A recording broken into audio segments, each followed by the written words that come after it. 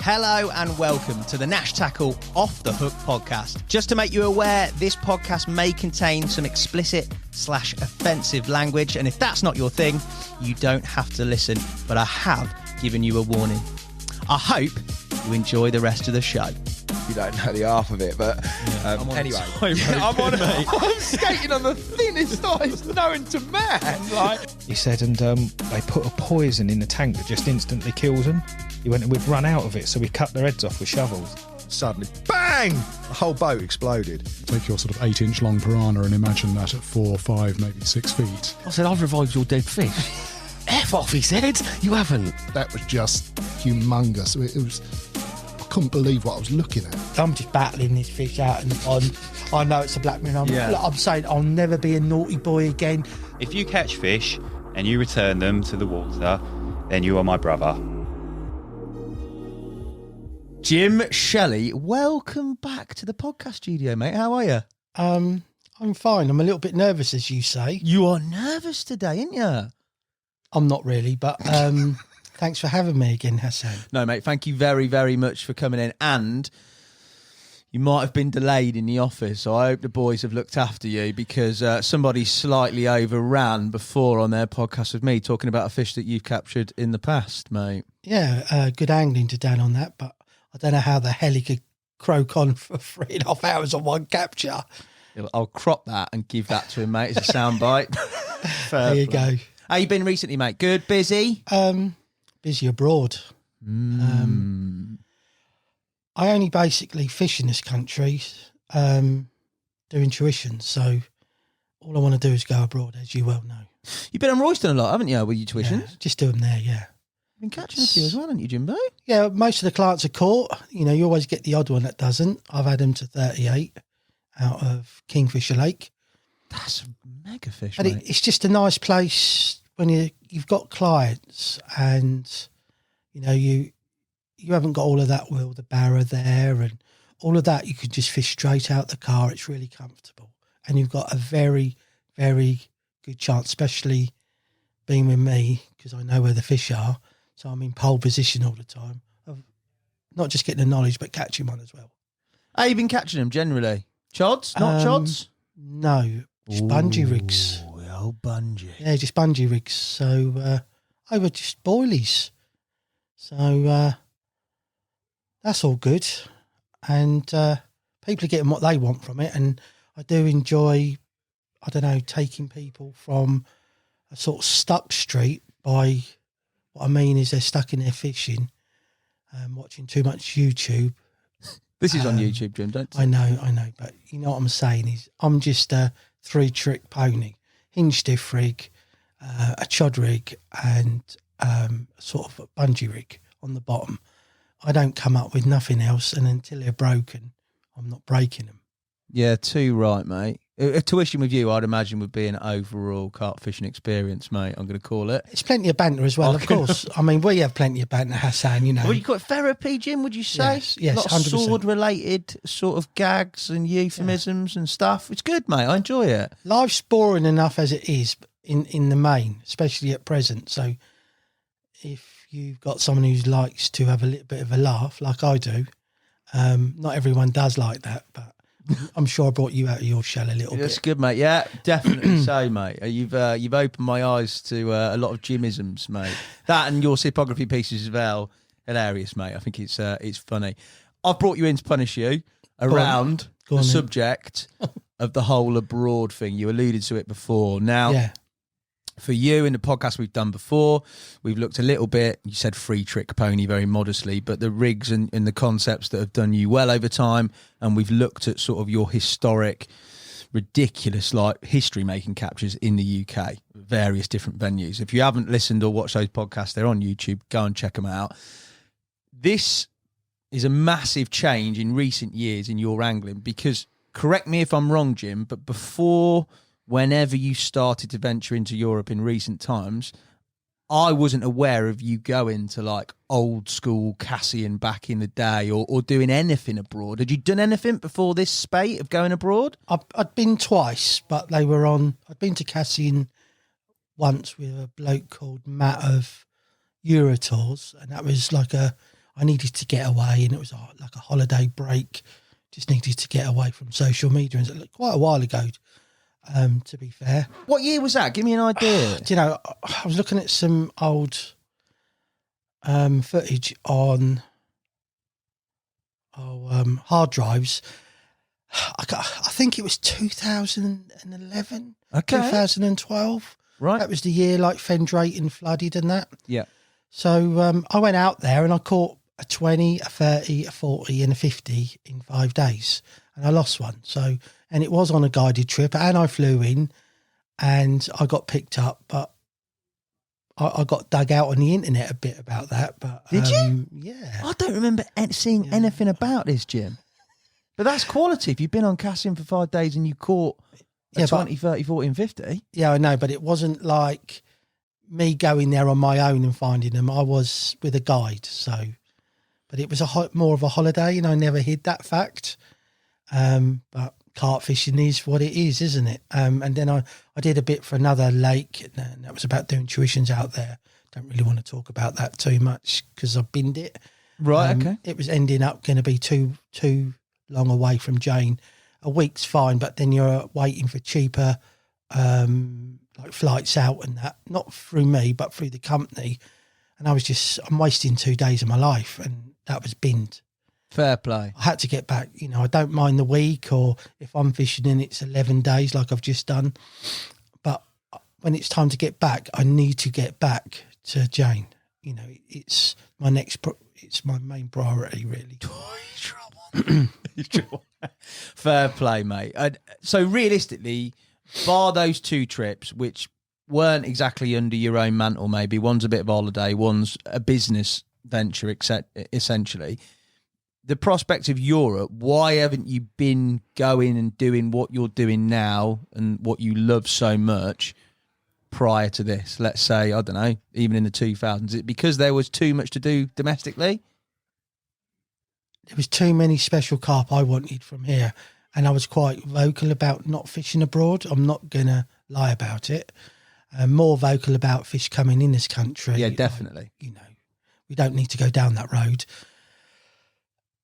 I could never see me fishing abroad, but sometimes you're so into your like bubble, you think these fish are going to last forever. Like you think everything's going to last forever, and in reality, nothing does last forever. You know, it's no different. We're going on maybe off a bit here. It's like the Woolpack. I never thought I'd not fish there again. Yeah. But, you know, I had to blow that out. Fair play. I get what you're saying. Obviously, you're very driven in terms of the domestic stuff. Was there one moment that sort of made you really think, right, well, realistically now, UK is complete. There's nothing for me that is sort of special enough. What I need is a new challenge. And there is some you could get. I could get a ticket for. Some I couldn't get a ticket for. Some it was too busy, too bitchy. Do you see what I mean? And it was like, you know, COVID made fishing a bigger animal, and because there was a lot of anglers that become full timers. Yeah, if you want to put it like that, because they could work on the bank. Yep. So you had where it was like maybe a few of us doing it. There was flipping loads of people doing it, and it got really beyond. The word isn't even competitive. It's past that. It was like, I'm going to have to swear, it was catch at any fucking cost. You know, to the point casting across in your swim, going next door, all of this stuff, even to the point. There's Jim Shelley. He's obviously on fish, but sometimes I would just fish the lake and fish up the quiet end, regardless if there was fish there or not. Yeah, so the goalposts are moved. I see what you mean post-COVID. I think everybody experienced that after COVID. It just changed. You know, I think when you become older, you become, Elliot says, I'm grumpier. Right, okay, I might be. I like my own, I like just being with myself. I'm a loner now, more than ever, you know, to the point I hardly ever talk to people on the phone. It's it's social media's a little bit different. Yeah. But I can't find what I really want. So what I mean by that is fishing quietly, fish behaving naturally. Yeah. And it's you against, in some way, I'm not saying fully, but you against the carp, but it's not like that today. It's you against the angler. That is the problem. And I just honestly couldn't find that. And, you know, when we look at the nitty gritty of where carp come from abroad, and we're not talking about in recent times them coming in whatever size, legally or not legally, they come in as fingerlings. We'll just go like, you know, like that. Yeah, and now we're stopped. Now, some of these carp are still going out there because there's less pressure. Yeah. Finding them. And I just sat there and I thought the only way to go forward is to get out of this, shit-ridden country. It is shit. I hate it, mate. Why? What do you hate about? I hate it. Is it? It's like, look, Is it the every busy time nature I of it? come back, right, from overseas, every trip home, someone's trying to run you off the road. I had someone outside Colchester. If I hadn't have flashed him, he would have wiped me out. He didn't even see me. And he scared himself that much. He put his hand up and he was just like, he just drove along really slowly after that. It proper shit him up. And I could see it happening. And when you're abroad, you just don't really, all right, you get an odd, but it's so rare. You're just driving and it's just driving. And it's here. Everyone want to be Michael Schumacher in the fast lane. I'm Shuey, you know, going down the road. And if they done what they do abroad and then turn in, there'd be a lot less traffic and people would be going somewhere. But everyone's in the fast lane. Like, they don't give a shit. And it's like every time I go out, I put this special picture I found and it's Pert Pucker and it's like, it says freedom.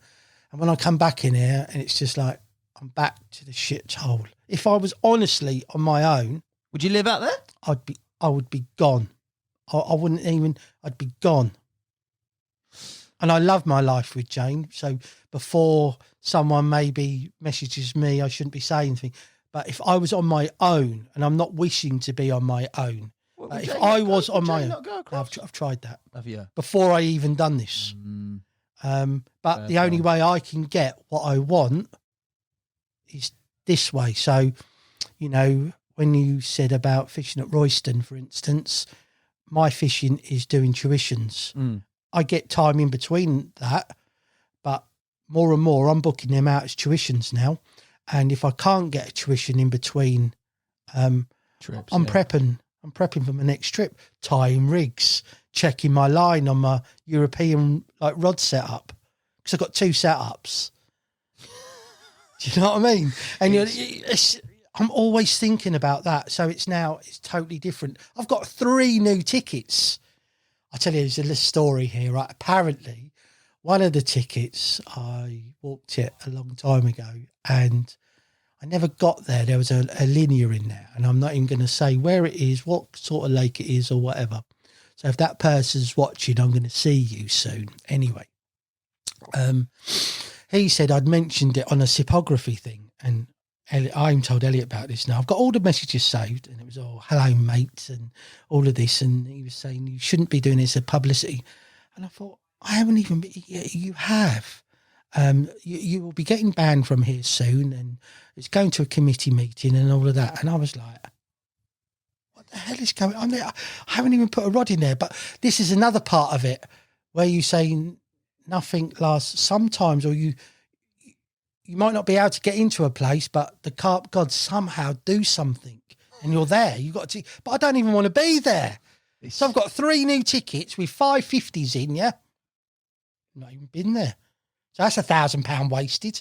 But Steve Alcott said, Jim, don't get rid of those. Don't get rid of those tickets, because you never know. And he is correct. Yeah, you've got to have. Yeah, because otherwise you ain't getting them back, are you? And it is really hard. But all I think about is just my next trip. My next trip.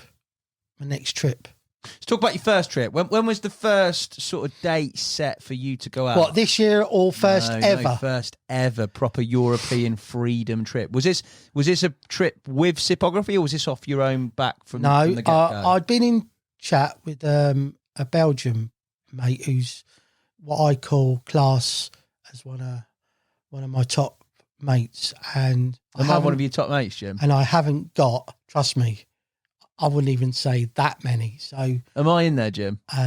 You're an acquaintance. Oh, this podcast's taking a different turn, Jim. Well, don't take it the wrong way, Hassan. You like give me a bit of therapy for this, but anyway, let's get back. You've now got a little bit back to yourself. So I was talking to this bloke, and he said, I watched some of your. You seem like you're really lost, and maybe some of the Sipography stuff.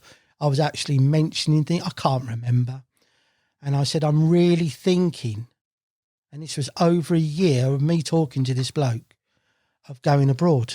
And that would be to Belgium. And he said, Jim, look, I'll help you any way I can. And I'd never driven. I'm not going to lie, because I'd never driven abroad. So I was quite apprehensive about that. Okay. To the fact is, I was absolutely shitting myself in the end. Why? What did you think? Why? Because it's the other side of the road, or was it? What was it? Just I think the so. signs, Yeah. everything? Yeah. Just anyway, my first trip, I got off the ferry, and the sat nav wouldn't work. So you can imagine you're in. I mean, I want to say something else, but I can't. Like, I'm in stress mode, mate. Like, I'm losing the plot. Anyway, I phoned my friend up, and he said, Jim, look, I'll come and get you. I said, no, if you do that, that was a 2-hour drive for him, right? I said, if you do that, thank you. I won't ever do this again. I need to sort this out myself. So because you don't know the ins and out, you know, you're going from one country to another, and then the GPS all changes over and Yeah, the signal, and it's like all of a sudden it's working. And then I remember screenshot it and send it to him on WhatsApp. Is this correct? Before I set off, Jim. And that was the start of it. Now, I got to his house. I was welcomed by his family, and they give presents. And I was sort of taken aback by that. Yeah. I'd taken him a couple of presents, like I give you a little present, a book, you know? Yeah. So I took him and they'd be like, oh, this is for Jane, though, from his wife, Chantel. And, you know, we've been out for a meal since I've stayed round there. That's how sort of friendly we've got. Do you know what I mean? And when I get back, I said to Jane, look, we really you need to get them something for me to take for Chantel on our return. But the presents are stopped now, because I said no more presents, you know. Constant but all of a sudden he'll like drop you a pack of beers in. It's like, it's mental, mate, you know. So that was knowing someone in another country. I'm telling you now is a big help, especially when you've not done this stuff before, because anything can go wrong. And when you're a world away, it seems, from your normal reality, trust me, things can go wrong fast. So you imagine we go down to the thing. Anyway, I've caught one within 7 hours. I'm not going to lie. It was on a pre-baited area. Yeah. Blah, blah, blah. Canal Lake, where were you? Yeah, on a canal, yeah. I'm not going to mention the canal because I said I'd never do that. And after 2 days, I was on my own.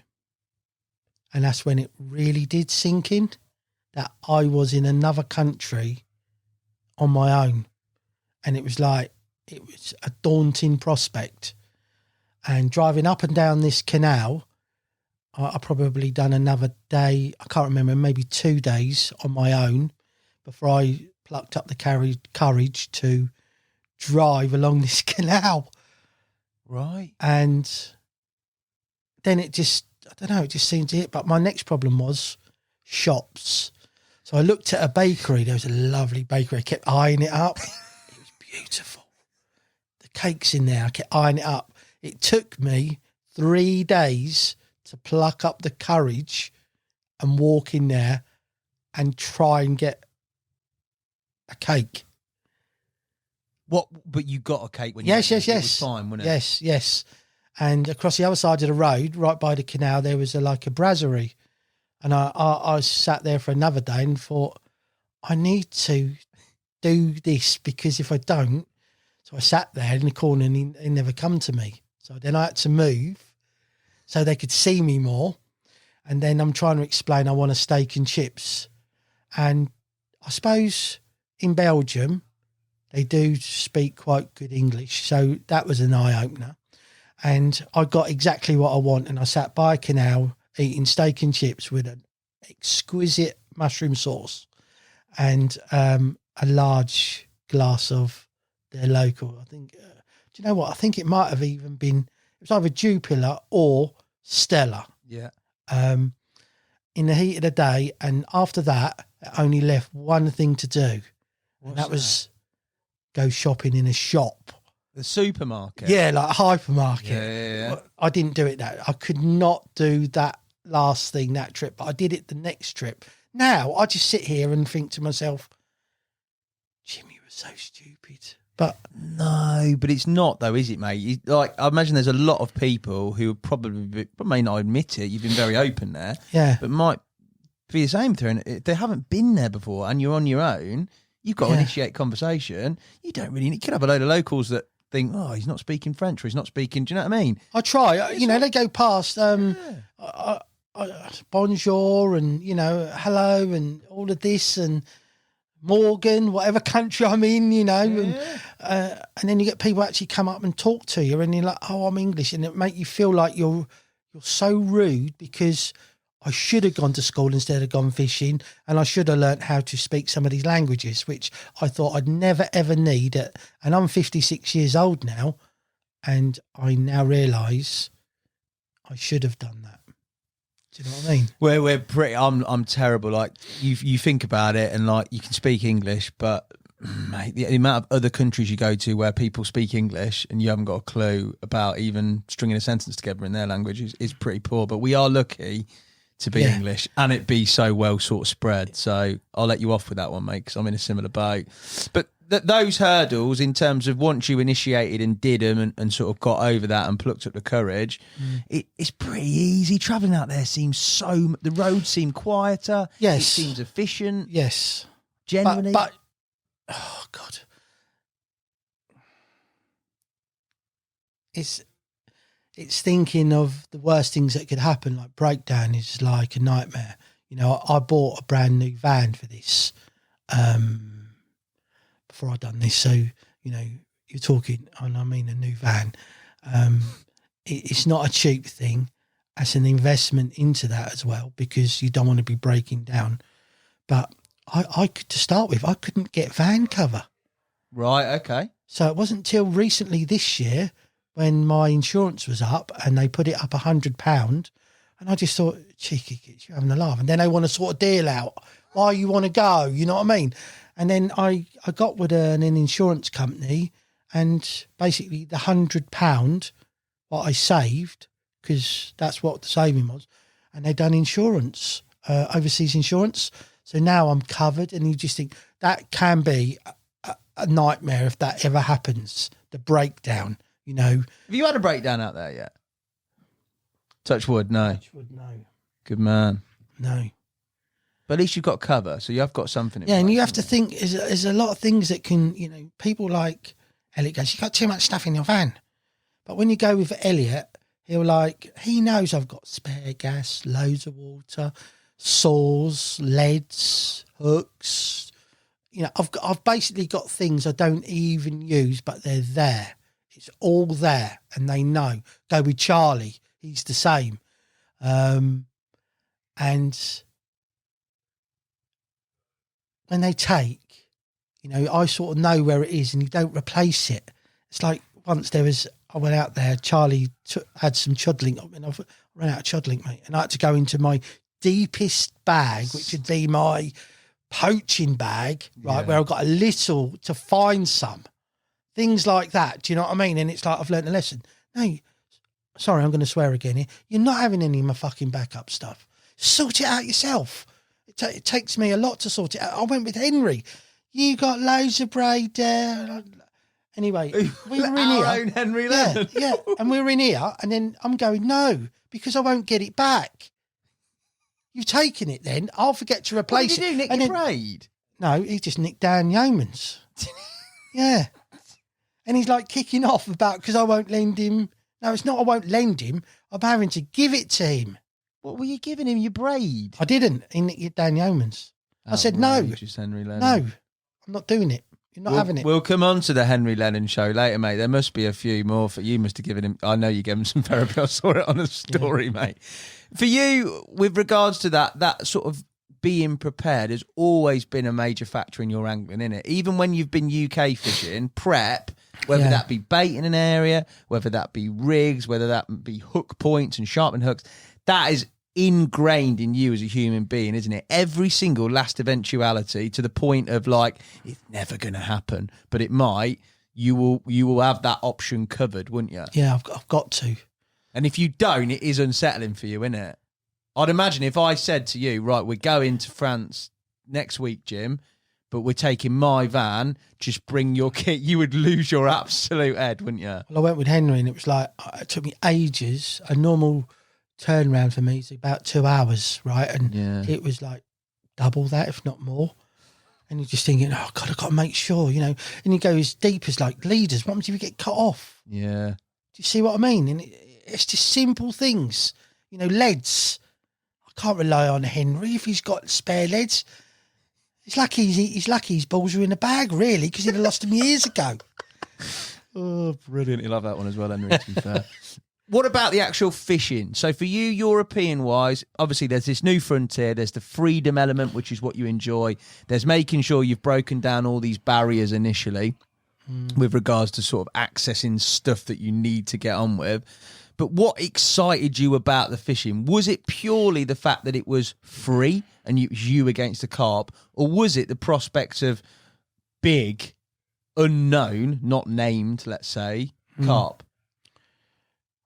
You're probably going to find this a bit weird, though, because I didn't actually realise this until I'd been a fair few times. And the carp fishing is the last part of the what I call freedom.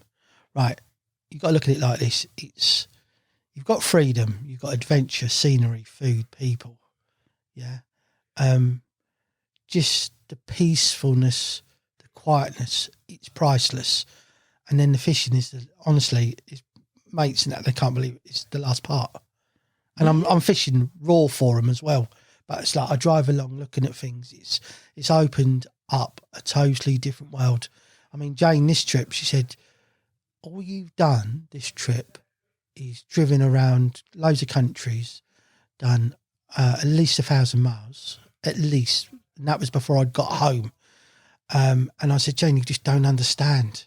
It's like when I get this feeling I've got to go, you know, I was at one lake, I was catching, but they weren't big enough. I was one water I got done by muskrats, by like diving on, and you really there's not even hair. They're biting you off Straight through. Yeah, They're savage. And you've got that, and then you've got.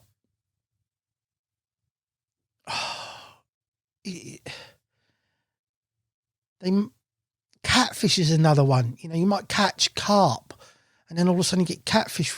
You know, I don't mind an odd catfish here and there, big, and then a fight. I love beasting them up. I don't want to catch loads of them. It's like one of the last waters I went this trip. It was just like caught 4 carp, and then it was 4 catfish. I'm not saying I caught 4 of them because I beasted them up. One was a night battle, like tie me through weed beds like you don't want to know, and in the end it just the crushing rubbing pads just smashed my hook link off. But I did get a glimpse. It was massive, mate. Yeah. So when you're out there and you've got that, you haven't got the normal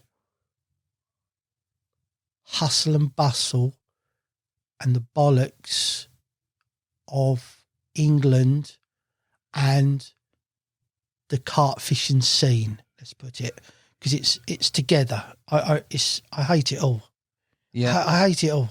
Yeah. You know, So it's that whole change, but the actual fishing. But when I get over there, everything seems. People even talk to you. You know, they don't even know you. You know, they can see you got an English. Look, I remember after I caught a 57 common, I might tell you the story. I might do. I don't know. But anyway, it's on my list. Anyway, right. I didn't stay there the night. I went somewhere else about 7 kilometres away. It's called the Golden Triangle for big uns, right? Anyway, I got a whole shoulder of lamb. I'm buzzing off my head about it. I've made a fire. The fire's gone out. I've then set, like on my cool box, like it's a workbench, just called it to prep food as well. And I've got tin foil out. I've got the shoulder of lamb on there. I've got all the herbs, garlic, salt, pepper, rosemary, thyme, a slice of butter on there, and I put it in there. This lady walked along the towpath, and obviously that had been cooking for about an hour. So it was starting to smell, you know, it was like, oh, yeah, yes, that's nice. And her boy was kicking a ball, and she just come up and started talking to me just randomly. And it was just like, you know, I'm a man, she's a woman, you know, in the middle of nowhere and just talking to you. And it was a long conversation.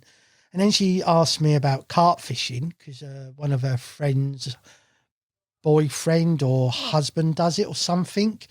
And then she was showing me on Instagram his account, and it was like, it was just mental conversation. But I have loads of these conversations. But you don't have these conversations in England.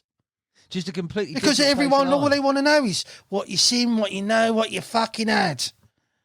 You got my opening 3 questions of this podcast, Jim.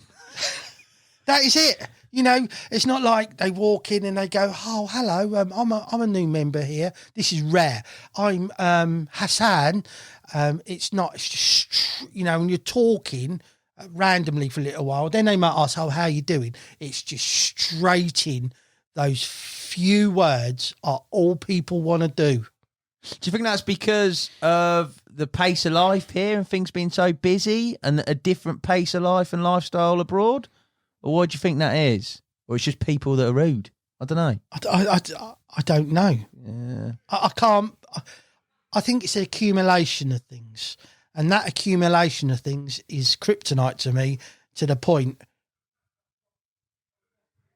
I don't want it. It's like when I'm doing tuitions, you get a client, look round and someone's doing a drive-by, yeah? Please look out to fucking sea. Do not give eye contact, because all they're going to do is stop, wind the mirror down and they want your information, which could then someone's next door to you or me, yeah? And basically ruin your fishing. So basically, whenever you see Jim in a swim, make sure you stop your car in the window. Shut up, Hassan. Shut up. But you know me, I just say it as it is, you know? And yeah, I get it, mate. I get it. I can't, you know, I could have lied about a lot of things I've already said about it, you know, but I try and say it as it is. The fishing, mate. Let's go down the fishing route. Now, some of it's been documented in terms of European stuff. The initial first trips for you, obviously planning for everything, getting sort of licensing or getting yourself being able to access venues. How did you find all that? Did you have a plan of starting in France, or you started in Belgium, but starting in Belgium, doing Belgium and then moving on? How did you factor in all that, mate? Well, I didn't start till September. So towards the end of mid-September last year. So I got a ticket. Jane, of course, Jane does that. I'm useless. Happy days. And a couple of, like, my Belgium contact, and I've got a contact from Holland who lives in England at the moment as well. He helps me out. So you get your ticket, and you're legal in a way, but there is little things like parking on a towpath, driving down a towpath. Like, Belgium doesn't seem to be too bad, but if you go to the French side of Belgium, you'll get fined. Touch wood, I've got to touch the wood. So far, I've avoided any fines and stuff. So I've been close. Fucking close. Even this trip, I was close. If my line was straight out, he says, if your line was straight, not that it's set up on the bank, you'd have been done. I was setting up in a day-only swim. And in France, you buy the coverall ticket, but this is... I don't know of any other place, right, where you have to have this special side bit. You normally get that in Germany or Holland. And I didn't get done. I don't know how I got away with it, but he said you didn't have a straight line out. A straight line was out. But so I said, you're not doing. You haven't got your rod out, so that's all right. You could. I was lucky, mate. You're talking. The boat was prepped. Oh my god! It was 5 minutes, and it would have been a different ball game. But he was nice. He tried to help me out, even though he was trying to do me. Yeah, fair play. And then the next day, I snipped to another lake, which I shouldn't have been because night fishing, but I was at times. Yeah. Let's put it like that. But there is night fishing at certain times on there. And then I wanted to go back there the next day. So trying to locate this ticket through my mate from Belgium, I got to 5 times, and I just binned it and ended up driving from France, France to another 4-hour journey. It was. I'd look at it. It's like I shouldn't be here. Yeah, it's a sign from the carp gods. I need to move fast, and you're chasing time, aren't you? All the time, you're chasing time. Daylight. Yeah, I know that in the UK you sort of have talked about how you've had venues baited up, and if you go to a place and it doesn't look right, you'll gladly do 100 miles, 200 miles, whatever it is, go to another venue till you're basically happy that you're on fish and that you've got a chance of catching them, right? When you're talking about this over the same sort of style, you're not necessarily applying bait into all of them until you get there, because obviously you're further away. Exactly. And you're eating up a lot more time. If you're doing 4-hour driving, that's a lot, mate. Isn't it? There's a lot more distance that you're talking about covering. You cover more distance driving abroad, quicker as well. You got the traffic, I suppose. You look at kilometres and you just look, you don't even look at the kilometres, really, it's the hours. And then Jane's like, all you've spent your time, I still had 9 carp this trip to like 36, 37. Okay, but it's fishing shit at the moment. Yeah. And I'm in contact with some foreign anglers, and they are experiencing similar things. So I look at it like this. This trip I've just been on, I didn't blank. I still caught, but it just wasn't big uns. But really, why am I worried? I would like to catch a big un, a mid-upper 40 before the end of, me going until I go next April or May. But maybe I shouldn't be putting that pressure on myself, and then just, Jim, you're really there to enjoy the other things as well. Yeah, the experience, the adventure, yeah. Like the other day, I just went into a place and there's snails, and I'm like, I'm having some of them babies. Do you know what I mean? I love snails anyway. And you put it on your Instagram, they're all like, they're flipping lovely. And then I had a steak afterwards, and you've got all that butter and whatever, seasoning and that. I cooked the steak in it, mate. Couldn't ask for a better scenario. So snails really, and steak, Jim, and red wine. This abroad fishing, it saved my fishing. Let's put it like that. Yeah, but so you're getting things out of me now. I didn't really want to say too much. It's a bit of a cultural awakening though, as well, isn't it? That travel element is so disillusioned with the whole England carp fishing scene.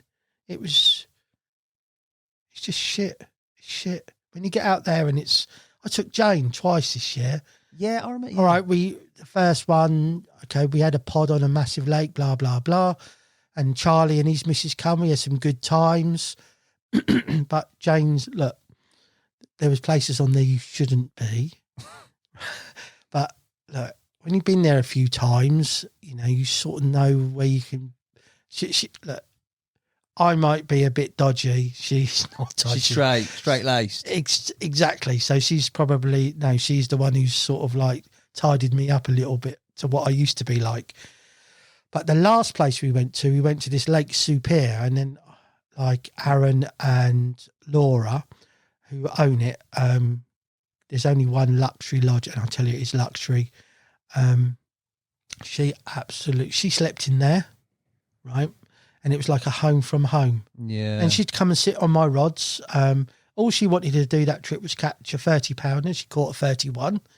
There was one time the rod went. She says, "I don't want it. You have it. I just don't want it. I've done what I want to do. I just want to sit here and enjoy." And enjoy and watch you fishing. And even to the point, like, she's quite about food and that. And it's like, I can cook, right? Yeah, you're good at cooking, mate. She's so fussy, and it was, this is really nice. So she's like... That's because you've taken it to Michelin-star restaurants all the time, mate. You've built up a levels of sort of expectation on the food front. But there's good food, mate, isn't there? Yeah. That's good, though. Has she ever been with you in the UK fishing? Yeah. She has? Before she was unwell, when she had cancer 12 years ago, she used to come quite a lot. But okay. Things are different. But that's nice, mate, that you've been able to share that. Yeah. I think that's brilliant. Yeah. Fair play. I want to do a longer trip or a longer drive trip, but I'd have to see like south of France, blue water. I keep looking at that emerald blue water and it's like pulling me. I've even found it in a river that runs through. I couldn't take her there. Savage, like it's cutting its way through a mountain, but it's not very wide. And they're in there. Yeah. Even finding a place to put the boat in, I've got it saved. I found it, and it's like I just like looked at it all. I need to go there. Yeah. Because a lot of the work I do is on Google Maps. I sit at home. Is that your recce in? Yeah. And you've obviously got, you said there before, you said you've got contacts that are out there or people that you know, but with regards to the other stuff, a lot of it is off your own back. You're just looking at bits of water, are you? Yeah, and I'm already planning this year for next year for longer drives. You know, I drop pins on areas when you know what you're doing. I get asked this question a lot, Jim, look, I'd like to go abroad. Can you give me somewhere to go? Now, okay, I have been helped occasionally. I'm not going to lie about that. But a lot of it is what I find myself or me and my mate Charlie, right, between us. So I just say, look, get on Google Maps, right? Basically, you just need to make sure that you've got a license. So if you go to France, basically every public water, right, as long as they ain't got a fence around it and all the rest of it, right, it ain't hard to find. But every water, i.e. lake, canal, river, has got carp in. It's how many, how big, etc., etc. But it's down to you to find them. And when you like switch on Google Maps to the satellite part, and you can zoom in and find parking places, and you know you might find lily pads or beds, weedy areas. You're doing this from your front room. I know it's old, but it tells you something about the area. Flowing water, like from weirs and stuff like that, you know, like when it's really hot. So that'll bring us into a bit when we talk about the river where I caught a massive carp there. That's how I found it. It was unreal. And you just got a plan. So if you like draw a line, like I'm going to drop it, I want to go as far as just say Champagne region, for instance, and you just pick an area and you work around 50 miles and you just drop pins on certain places and you just go looking. And it's as easy as that. It's no different. You drive to a pay lake, but why can't you drive to a public lake? Yeah, you've got more Don't options. look quite right. Because, look, you're at a pay lake, and I'm not slagging them off, right? You can be in a scenario where you're in a hut, you draw out, and you're sitting there over the other side watching people catch fish, and you don't catch nothing. Yeah. Now, what I'm saying with this, you can make things happen. But even by driving around, okay, it might cost you a bit more in fuel or whatever, but surely that's secondary when you want that thing in your arms, that carp, and the whole adventure of it. And that is, you can bait some of these other places up to come back to. Yeah. Do you know what I mean? So you're primed straight away. it's basically it's what you want to put into it, it's what you'll get back from it. But it seems in England we don't want to work too much. We want to go to a lake and it's all laid on for us and all the rest of it. And it's the same when a lot of people go abroad, which makes it easier for people like me that like to travel. But on the flip side of that, you've got to be really careful how you conduct yourself, especially social media, putting things up, because you can make yourself a target. So I'm very careful what I put up, even to numbers written on a canal side of the concrete, buildings and all of this. A lot of these, or no, let's say some people don't care and they've had their backlashes, but I've even been to places and they said, thank you for not fucking out fishing, basically. You have got to have a bit of an element of respect to the local anglers, I think, haven't you, there? Because it's their bread and butter, isn't it? Yes. You're going to their turf. So if you show them the respect, I think they look back at you and give you the same respect, because basically, you know, you imagine if they come to Yateley Car Park Lake in the day, we'd be like, wouldn't you? And they were plastering it all up, and we're going out there and it's like, trust me, when you know what you're doing, these carp are a hell of a lot easier to catch. It's just finding them. That is the hardest part of it all. But when you found them, it's so easy to catch them. Venue-wise, as we're there, you talked about public lakes, and obviously within that sort of the public venues, I've seen over the course of time you doing not only sort of your public lakes, but you've got stretches of river, stretches of canal within that. Back in the UK, river fishing, canal fishing, you done much of that? I've caught 2 river carp in one trip. That was at Wye Boston area. Okay. Canal, no. I'll tell you what the draw is of the river and the canal, right? I mean, if you take the Albert Canal, for instance, you think how many, I can say thousands of miles that runs for, but not just runs for, there's all these other bits that run off of it into other canals. And you think, you know, you go to a lake, even there, out there, and there could be some anglers there, but you go to a canal and you can drive and you can find your own freedom. Yeah? Yeah. And when you catch a carp out there, it's just, where has it been? Yeah. How many countries? Like the river I fished, I mean, I done the River Rhine the other day. Is it the longest fished at? That's a massive system. I didn't catch out of there though. But another massive one, which we'll talk about later, it was, you know, the carp I caught, it was just like, where's it come from? Where's it been? You know, and it's living in a concrete structure, you know, with boats going up and down it, and it can go from hundreds of miles, you know, and then you're in the area and then people, locals, you know, some of them message you and say, oh, Jim, nice to see you down there. That carp you caught there last year, it was caught 80 kilometres downstream. Jesus. And it's just like you think, that's just in a year. Yeah. You know, and if you say some of these carp are 30, 40 years old, the real old ones, imagine where they've been. Yeah. You couldn't imagine it, mate. It could have been born in France and ended up in Germany. Oh. Yeah, wherever. Yeah. You don't know. You're never going to know. They're just old proper warriors, nomads, aren't they? And the river fishing, apart from the predator anglers, which can be a nightmare, right? And I mean a nightmare. The carp fishing sides basically sorts the men out from the boys. Yeah. Elliot hates river fishing. Elliot hates most canal fishing. Talk to me about anything specific with regards to, I mean, we're going to talk about boat fishing, we're going to talk about the lake side of stuff, but for you, any changes or any specific things you've had to adopt to deal with those big river systems and canals? Or is everything still similar with regards to all it is approach or whatever? No, it's not even a bungee rig. It's like their lips in there. I found this out as soon as I went to Belgium. Okay, I caught one, but it fell off in the net. Their lips are like, and then they're like, they've had, what's that stuff that? Botox job. Botox, you got it. So they're crunching stuff up and picking it up. And I was getting bites and they'd just get off. I mean, even like twisting around a weed bed, by the time you got to the rod, they're off.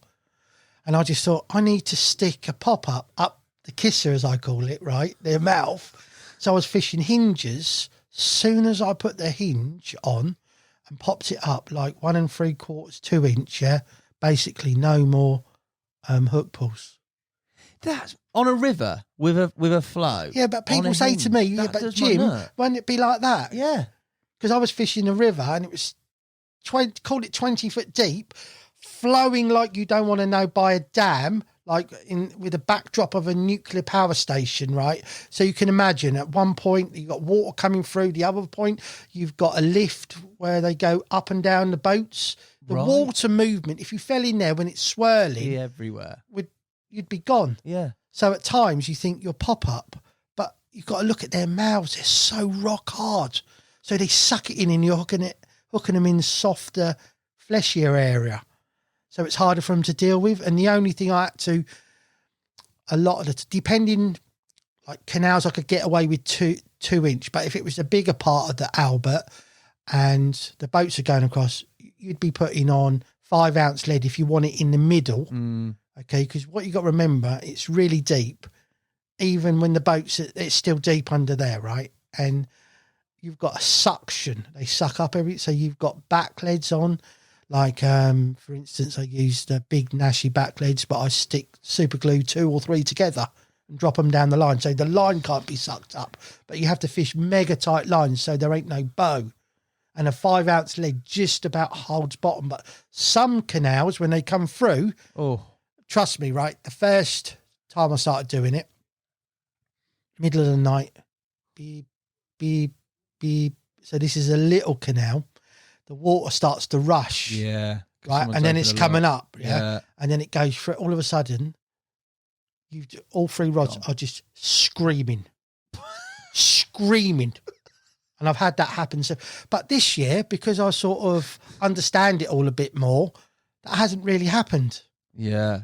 So your system is basically that back lead system to keep everything as tight to the bottom when any water movement comes through. Yeah.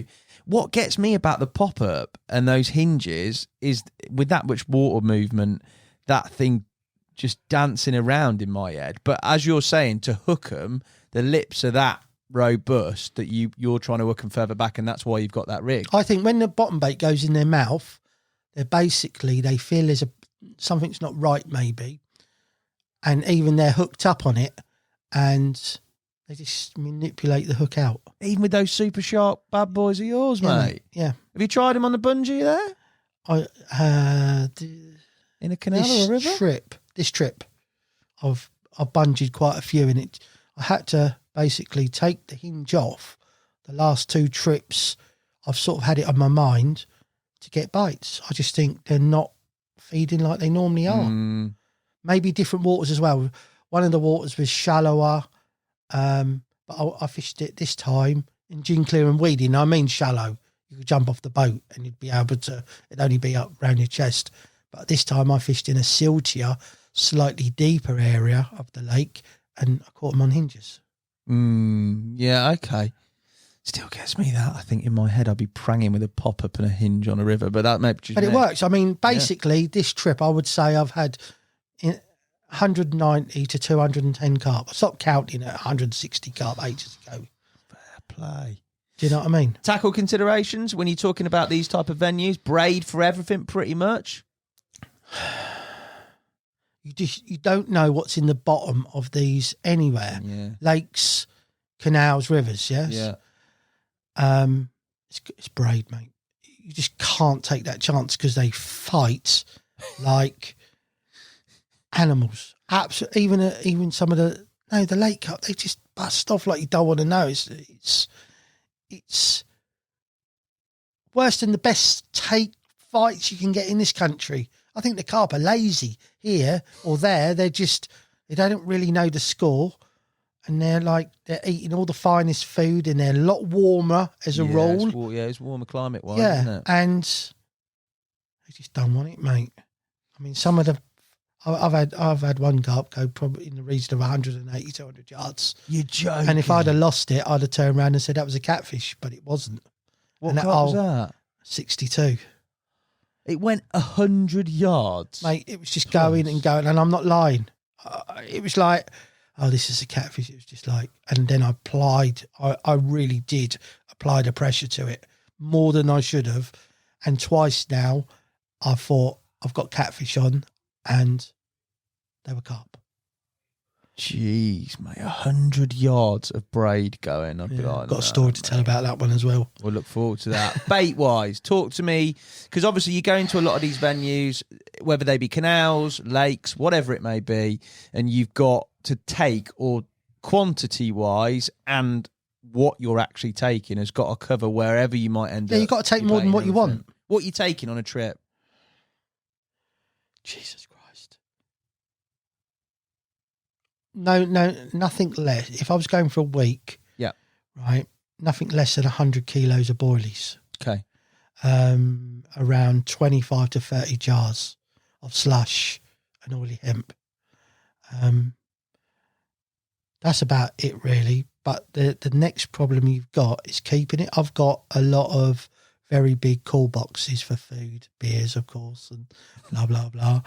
But I would never use shelf life. But that's all I use now, even in England. That's all I use. Yeah. So I got Charlie at ACP Baits I said, look, mate, I can't have bait going off. Yeah. And if it starts to go off, but you saved it, you've then got to go find somewhere to get ice, but it's killing its life. It's a hassle, mate. Yeah. So now, like, I'm getting a bait shipment from him on Friday. I'm meeting him somewhere halfway, probably at Ipswich. And it's freezer bait now I'm using, even to go out there my last few trips because it's colder. So, but in the summer, mate, you know. Shelfies. If that was 40 odd degrees, you imagine how hot it was in that van. Yeah, mate. And I was out there in all of that. Yeah. At times I was sitting there with the aircon going, you know, jars of hemp.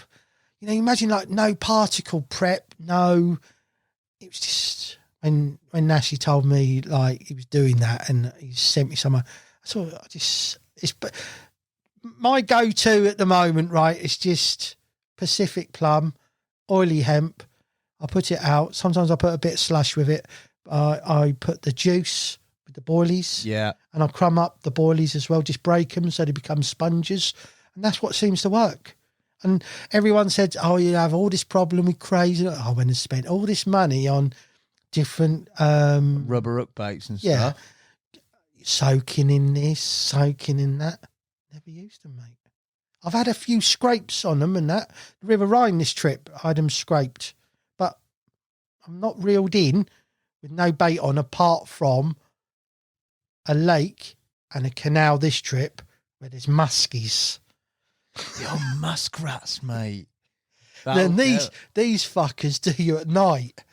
You just get a few bleeps. It was like this trip, it was epic. It was the moon phase. It was a prime moon phase.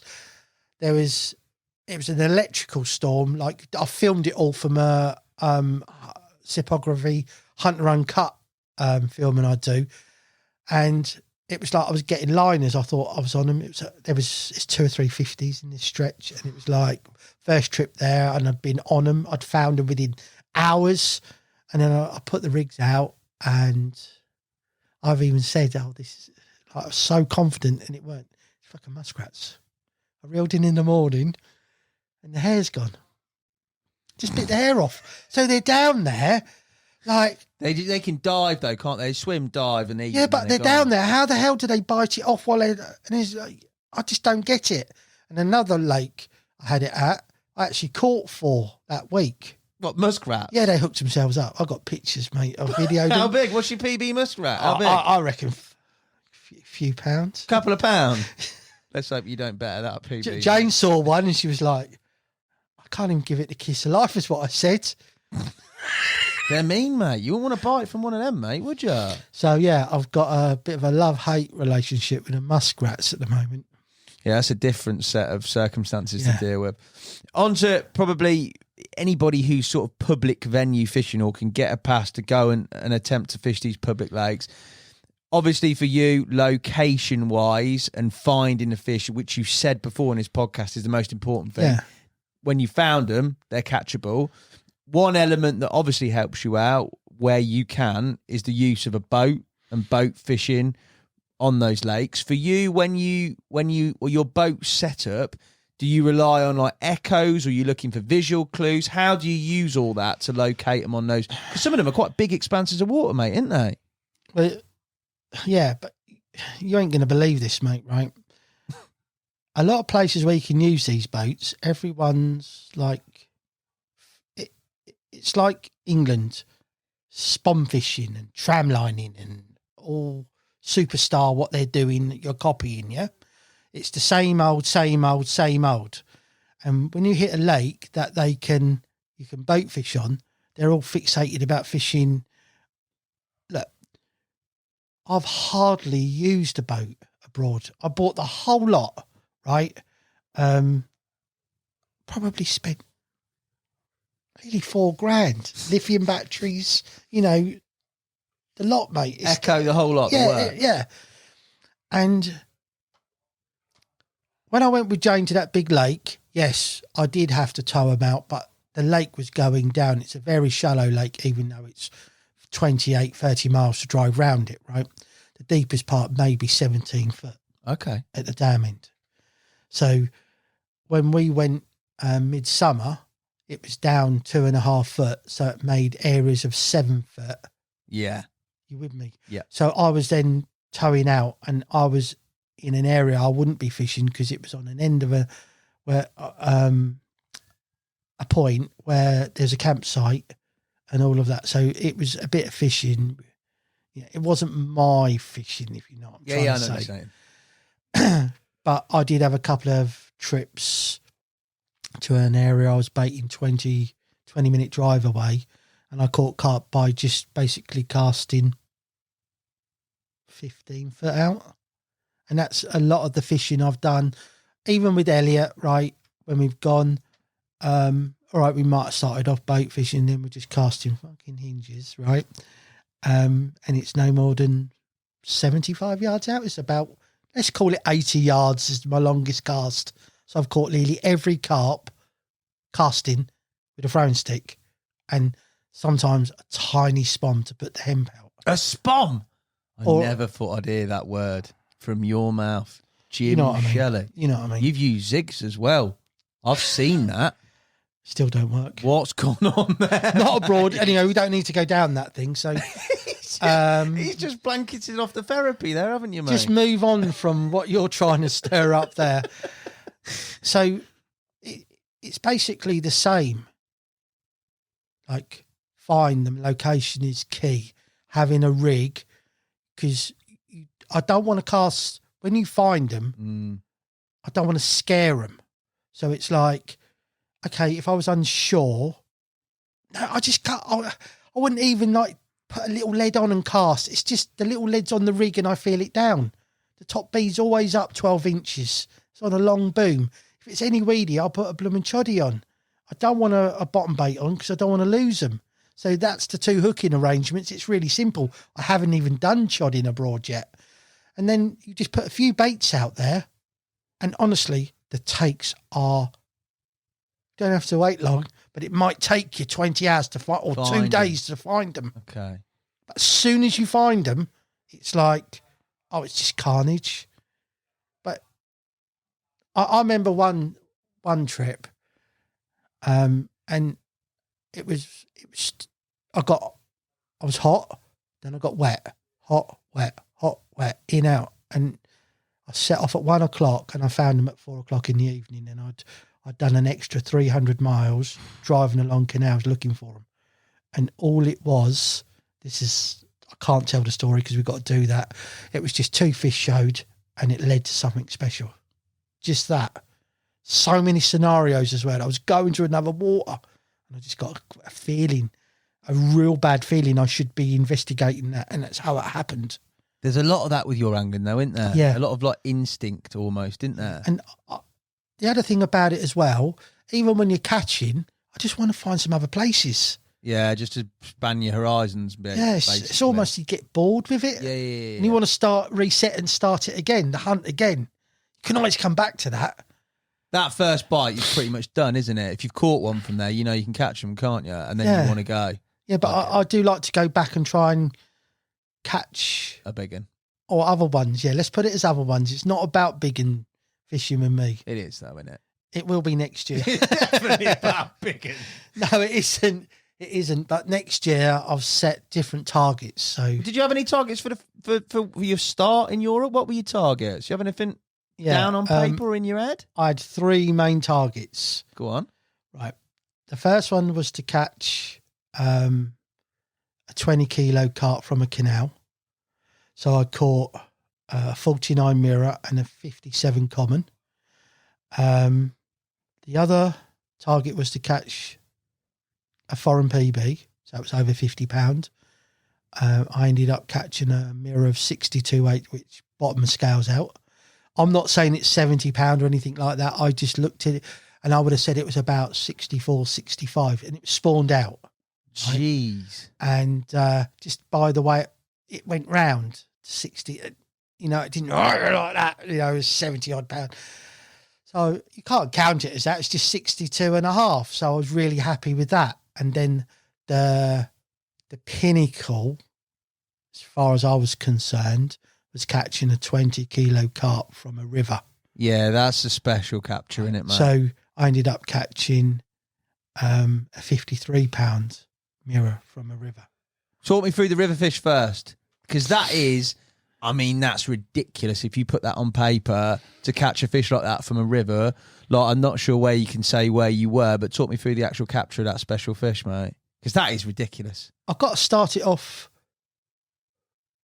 We'd looked at it once, but not that area. Above that area, there's a warm water outlet from a nuclear power station.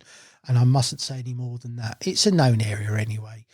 But we didn't have, that was the November before, and we didn't have the right paperwork for that, okay? So it was just one of them logged. Anyway, I was in Germany, and it seems the last 2 trips I go to Germany, I end up getting ill. So anyway, I'm fucked up in Germany with these expats, Dave and Adam, who I spend quite a bit of time fishing with now. And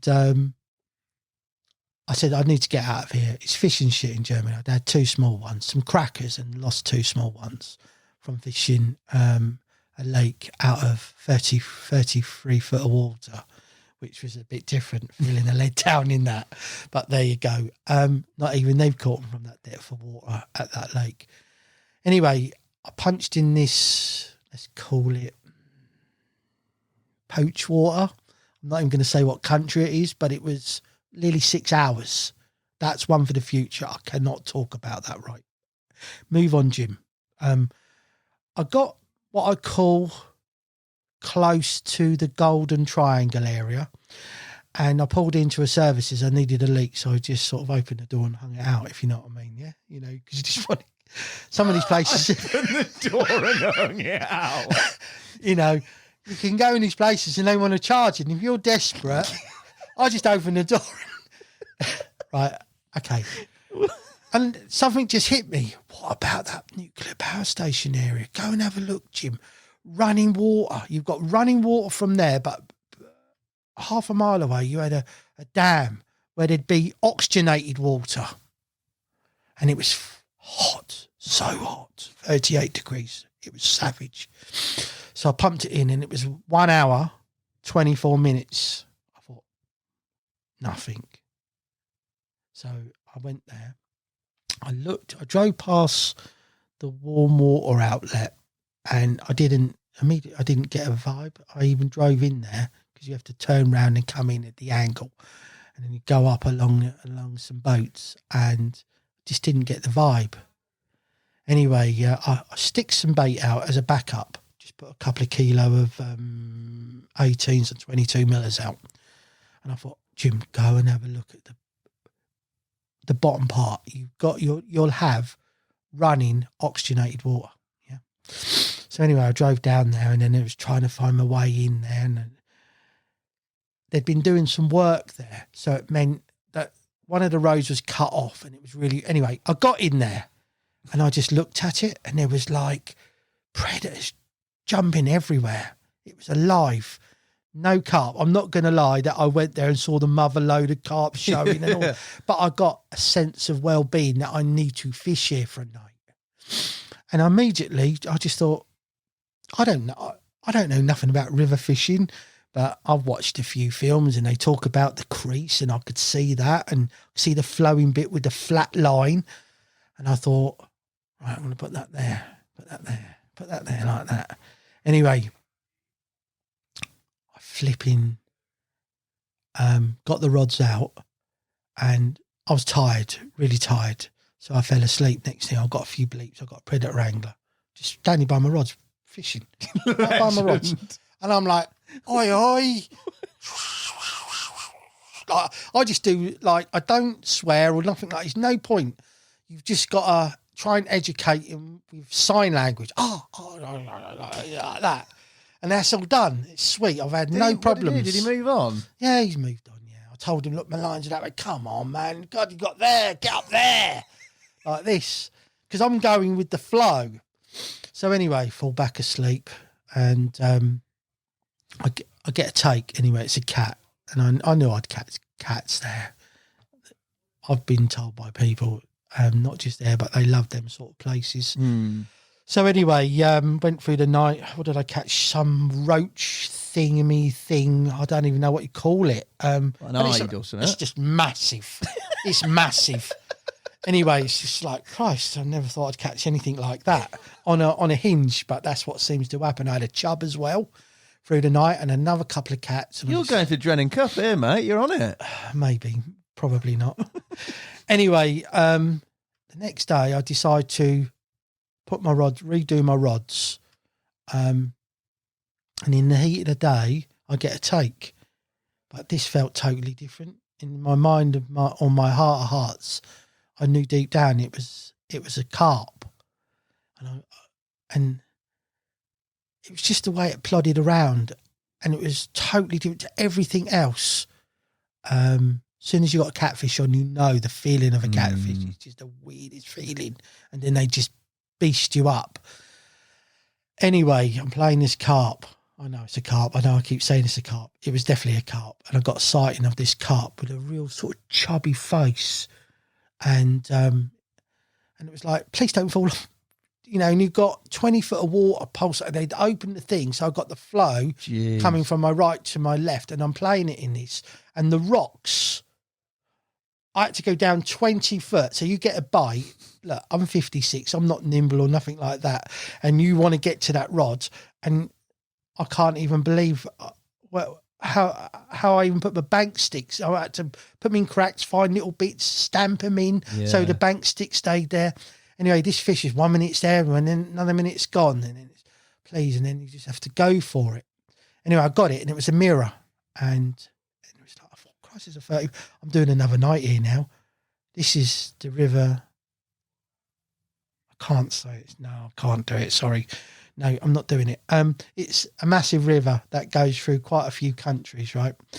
And there's a little sub-story here, I need to say. Another person who I haven't mentioned, who I keep in contact with from Belgium, he's a policeman.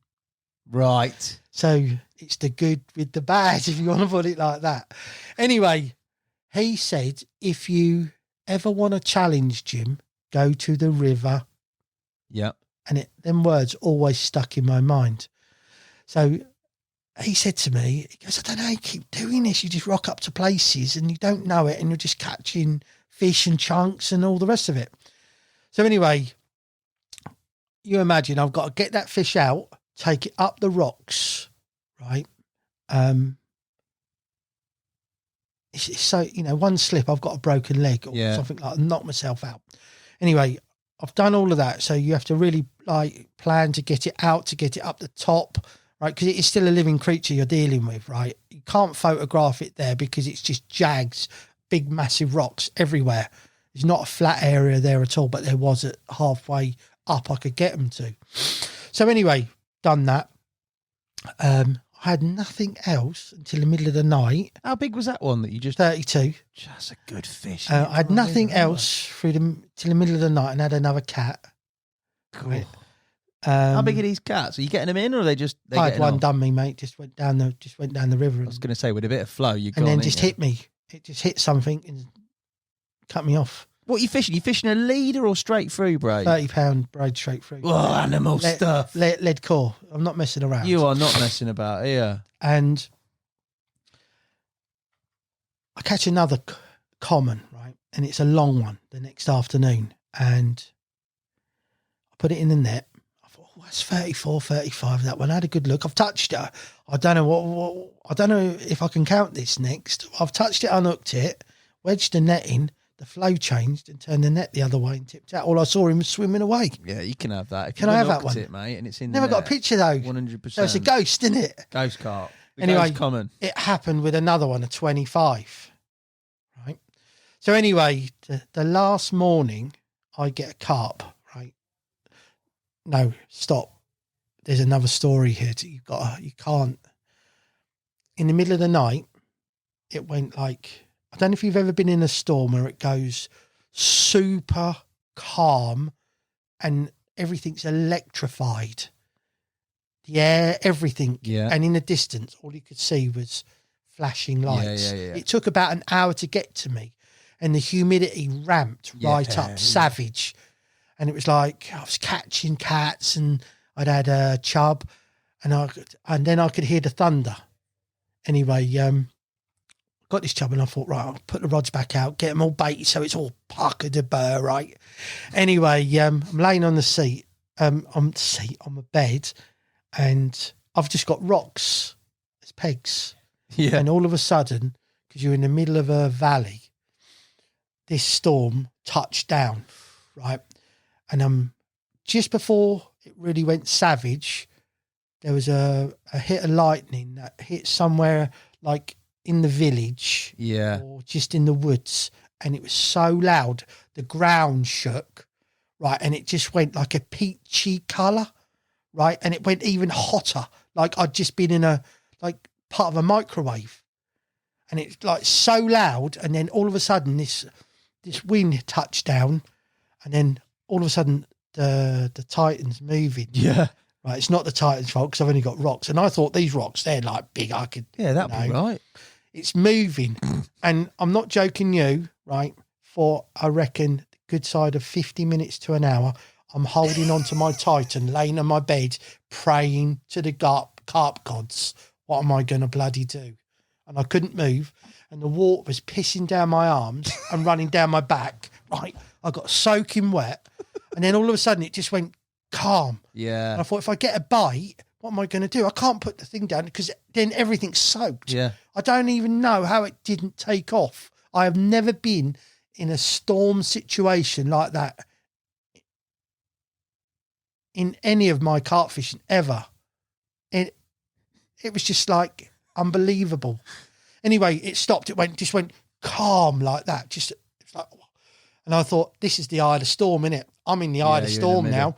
So I went to the van and I got some pegs and I pegged it out and I put the thing, and even though it blew, I'm telling you now, that Titan did not want to take off that time. So I was like, sweet. And then in the morning, you get to the point, I really thought I might have had a chance of a biggie here. You know what I mean? I'm really happy with what I've caught. I've caught 3, but in the morning I catch a small one. The storm drain is right beside me. That is at one point running full bore, right? Full bore. And I only get one rod moving, right, with 5-ounce lead. So I had to reel that in. I've got, I don't know if I can say this, I've got jam rags, baby wipes, right? Condoms, right? All floating around, even hanging on the rigs, on the lead core. So when I bring it, it's just like a flag, you know. My mate fished it in the same situation, and he had a baby kitten come out the storm drain. Jeez. Right? It's sin to be believed. And I thought, oh, God, all this. I really want to be here now. I need to be here for another 2 days. I've got to go home.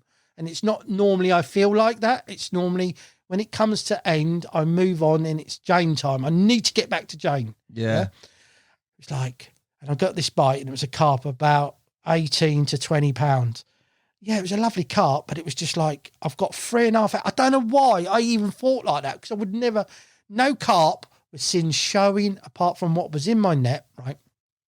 And I just done the handy cam. Instead of holding it up, it was just like, here's one here from the river, blah, blah, blah, like this. Yeah. Put it back, put the rod back out, and I'm sitting there, I've baited it up, right? And then I get the take, right? And it ain't no cat, it ain't no multi-species anything.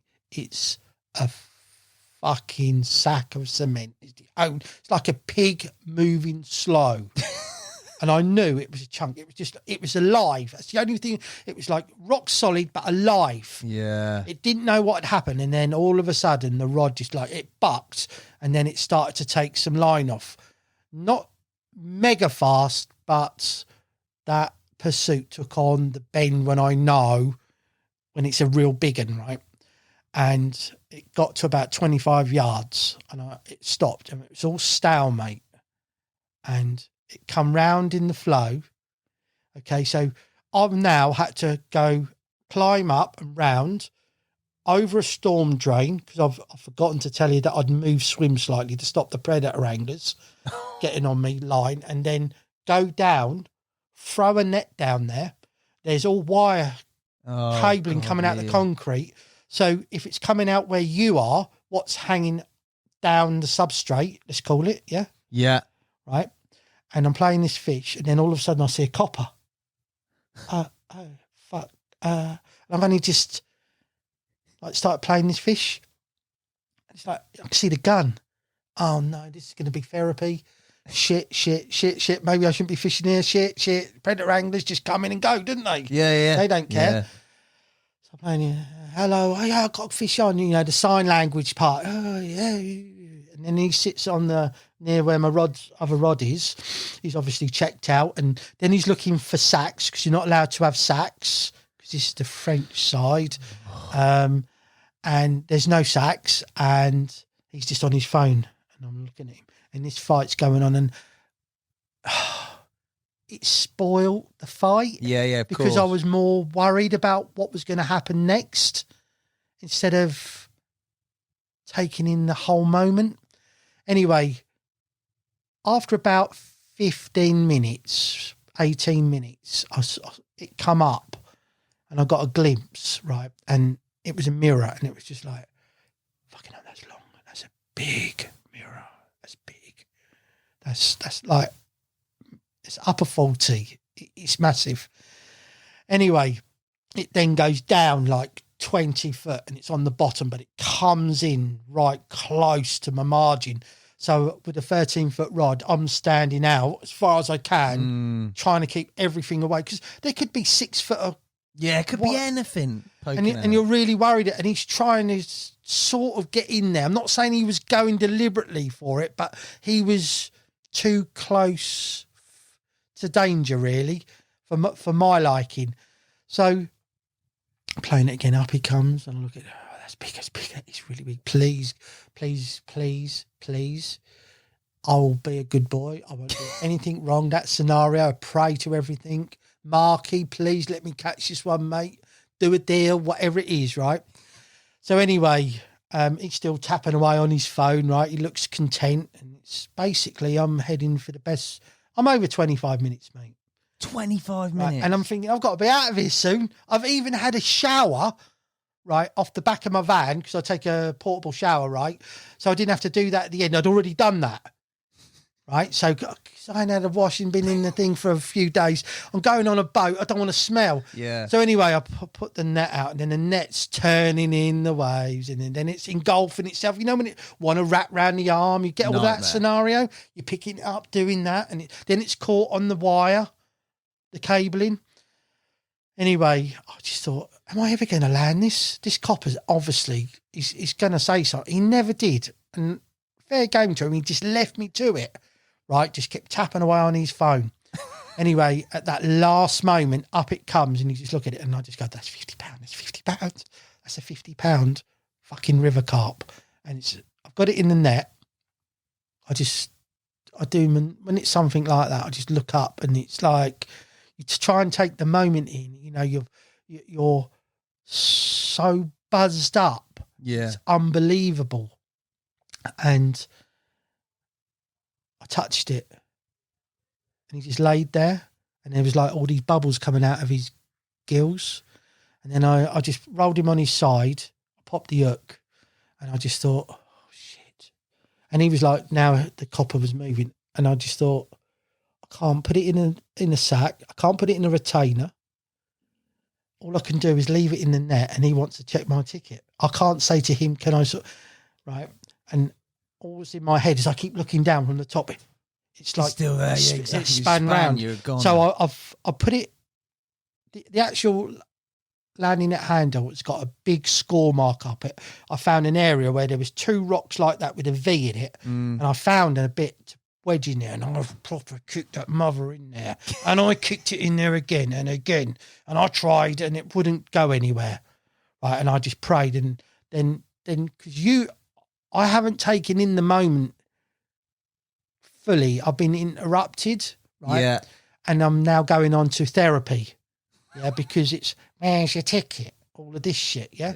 So anyway, I'm trying to find it, and he's, no. And I just go, I've got all this paperwork. It's got like so much paperwork there through insurances, the lot, right? And I just go, there you go, mate. You have a look. And he's like looking at me, and he's just, please. Ah, there it is, like this. And he got his phone, and he like took a picture of the barcode thing on it, right? And he said, I don't know why I do know why I'd had my paperwork out, which my boat crossing, because I wanted to check the time, which had my passport in it. And it was on my bed. I thought it was on my bed. And I just couldn't find it. And I was getting in a right situation. And I said, mate, I can't find it. And we're like somehow talking. And he went, driving license like this. So, oh, yeah. And all he's doing is double checking that name, that this is the real Jim Shelley. Yeah. So, and he was like that, shook my hand. Well done. Yeah, you're legal. Everything's good. See you later. And he was gone. And then you can imagine, like, all this all the time. I had sweat pissing off me. It was hot. I was stressed out. You know, it was like, it weren't real. If I'd have had Elliot with me filming, he would have been peeing himself. He kept looking down there, please, because I was just expecting to see that net like turned inside out.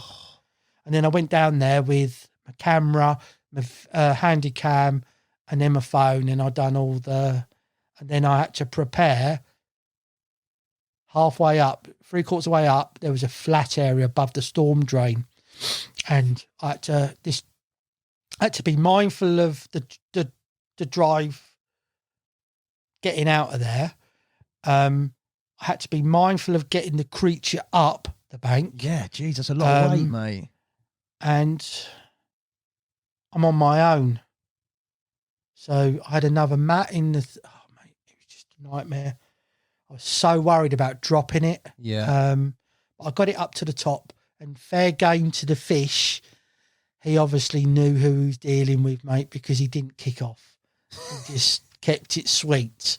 So I done basically as fast as I possibly could. I even put the phone on the side of this bit, so I got a different footage view of it. So I was filming with the handy cam like we are now, and then I had one here like this, and I got a totally different view and doing self takes. And check you out, Jim. You're like a media guru, mate. And then I put him back, and it was just like, I've just done my target, what I set myself out to do. That's an incredible fish, mate. From a river system. Yeah. That's ridiculous. And all that was that gut feeling I get at times. Was that a hinge as well, did you say? Were you on hinges? Yeah, hinge, yeah. And that was all over, like, that was oily hemp, and the oily soaked in it, and the juices, Pacific plum. And it was a man-made hook bait, let's put it. Airball, whatever you want to call it. A man-made. It wasn't rubber, and it wasn't a cork ball. A proper one. Yeah. That is an incredible fish. So I went home, buzzed up to hell, right, after that capture, because I thought that would be like a long several years to get that. You know, that wasn't 20 kilo, that's 25 kilo. And it's like, you know, you imagine a fish that's living in an environment that is, 1 minute it can be just a normal sort of river, if you want to put it. Okay, it's 20 odd feet deep. And then it's like by a structure, which should be like where barges go up and down, a dam. It could travel to another country. It could then come back into this country. And also, mate, its life is hard. It's battling that current when it needs to. It's not an easy. You're not sitting in a lake. I reckon that fish was boilies. easily upper 50 because he was empty. Yeah, I bet he's 58, 60 pound now. And he's a river huge, carp mate, from a river. Yeah, outrageous. Let alone landing them from in there, mate. so that done me. That absolutely done me. That was one for Marky, 100%. That one. Would you say that's the most meaningful one that you've had thus far? Yeah. Come out there? Yeah. That's special. I'll give you Because that 100%. it was only the first time I'd fished the river. Was it? 2 days. Never been there before. Like, fished it. I'd never actually been to that spot. It was half a mile or a mile further up, above the dam. So I'd never even been there. Never see a carp, only in my net. It was from start to finish, gut feeling. Yeah, that you can't. And other times I do these things and it's like, no, I don't want to be there. You There's can't no gut teach feeling. that though, can you? That's something that's just, I don't know what It that just is. looked alive, but it was just predators. That's all it was. And it was so hot. Flowing water with oxygen. Where are you going to be? You're going to be sucking that into you, aren't you? Yeah, you're right. In theory, I get it on paper, but half the times I get a gut feeling it don't pay off like that, mate. Well, that gut feeling paid off for me, mate, that time, yeah. Other targets, what were they, mate? What the other? You beat your PB. You've done that, haven't you? Yeah, but there is a story towards that. That was a big one, though. I'd been to Germany. I couldn't get a license, so I doubled back like 5.5 hours. I've seen this. This is with Vucin, isn't it? Yeah. There was some cock up at the licence place, wasn't there? But Germany's quite strict for licensing, isn't it? Yeah. So Because of anyway, like I don't want to really talk about that because it proper pissed me off. But me being me, I drove the 5.5 odd hours back to that inland sea and decided, anyway, look, I don't mind breaking an odd rule. And I didn't break this rule. I'd come to an area, mate, I'd never even looked at, right? And I was pulled up there and they're jumping in front of me. And it was about less than 2 hours and it was dark. And I said, Jim, no, you're not going to fish for these. You're going to get all your gear ready, right? You're going to get the boat pumped. I've got everything ready. And while I'm doing this through the night, rigs are tied up to perfection. My bed's laid out all nice. Cook myself a nice meal. Badosh, badosh, badosh, badosh, badosh, badosh. Let's have another fucking badosh. Anyway, through the night, badosh, badosh, badosh. Oh, this is going to be sweet. I'd even went out there, placed a couple of markers, right? All within no more than 100 yards, right? Put bait round them. I did go out just before first light, only by about 20 minutes, right? And I dropped the rigs at beep, beep, beep, beep, beep, beep. That was it, gone. You're joking. Gone. So I got the boat, packed all my gear away. I went to the right, and a lot of this place, you can't fish it through nature reserves. Okay. And some of it, like these arms, they're like housing estates. There's houses there. Some of them are gated to hell. Yeah. Others are just normal. But in some of them, you can't actually fish in them. And it's like a hell of a chunk of water. And I mean 20 minutes to get down them. And you cannot legally fish. So it's a lot of water. Yeah. Anyway, I went round the corner of the reeds, right? And I thought, oh, so the water's all going murky now. Then I see some ghostly shapes. So I spent the rest of the day looking around, right? And then I drove up the other end for a pint of Mine Warp, which is like a local place I use. It's just a bit burger, but it's a bit savage. I took Elliot in there and let's just say he'd only had about half a pint, 3/4 in his eyes, gone bloodshot. Do you know what I mean? So that's another story to be told. We've told that one on Sipography. So I've had a meal and I've had a pint and it's 18-minute drive back to the area. Right. Basically, right? So I thought, no, that'd be 22 minutes. It's 18 minutes back to the dam. I'm just going to sit there and look. Are they coming this way? Yeah. If you follow it round like that, right? I don't know how many kilometres it was. It'd be a lot. What's them lines there? What's that? So anyway, I wasted a bit too much time trying to kid myself they weren't carp because they were so close in, it was a joke. So anyway, I drove round, parked up, walked round there. Carp, carp, carp, carp, carp, carp, carp, carp, carp, carp. And it's like, oh, God, oh shit, this is no fishing. Load the barra, right? One rod goes out. Second rod goes out. That rod melts before I bait the second rod. You're joking. So that one was a 45-12 mirror, right? I then unhooked that, put the rod back out, put that one out, sorting that one out. That same rod goes again. That's a 23-pound common. So that's just like a little flip job. Hello, bye. Yes, yeah. Anyway, I thought, I'm going to do the night. But my van's parked there. So what I've done is I parked the van where the people who, there's one you can night fish some of it. Got to be careful what I'm saying here. And I parked my van there. Really, I should have parked it further away, but I parked it there. It's further. They think, anyway, I've hidden myself. Yeah. Right, in the bushes. Rods are out, I'm fucked. Yeah. Cooked my dinner, gone to sleep. And I don't know if you've ever felt like this. I don't know if you're hardcore enough. You push yourself to that limit, Hassan. I'm always on the limit. Do you know what I mean, Jim? Look at me. Look at me, mate. Right. I got this meltdown from the same rod that had done the other two, and I'm fishing maybe 18 yards out, not straight out, but to the left, in maximum 4 foot of water. Jeez. Right. And it's melting. And I just got up, put my boots on, and I just look at the blue light round the corner. Oh, God. And it's wee. It's not beep, beep, beep, or stopping. It's wee. And I start running. Anyway. Running? That is serious. Put my head torch on, grab my net, and I commence battle with an animal that is just stripping line to the max, like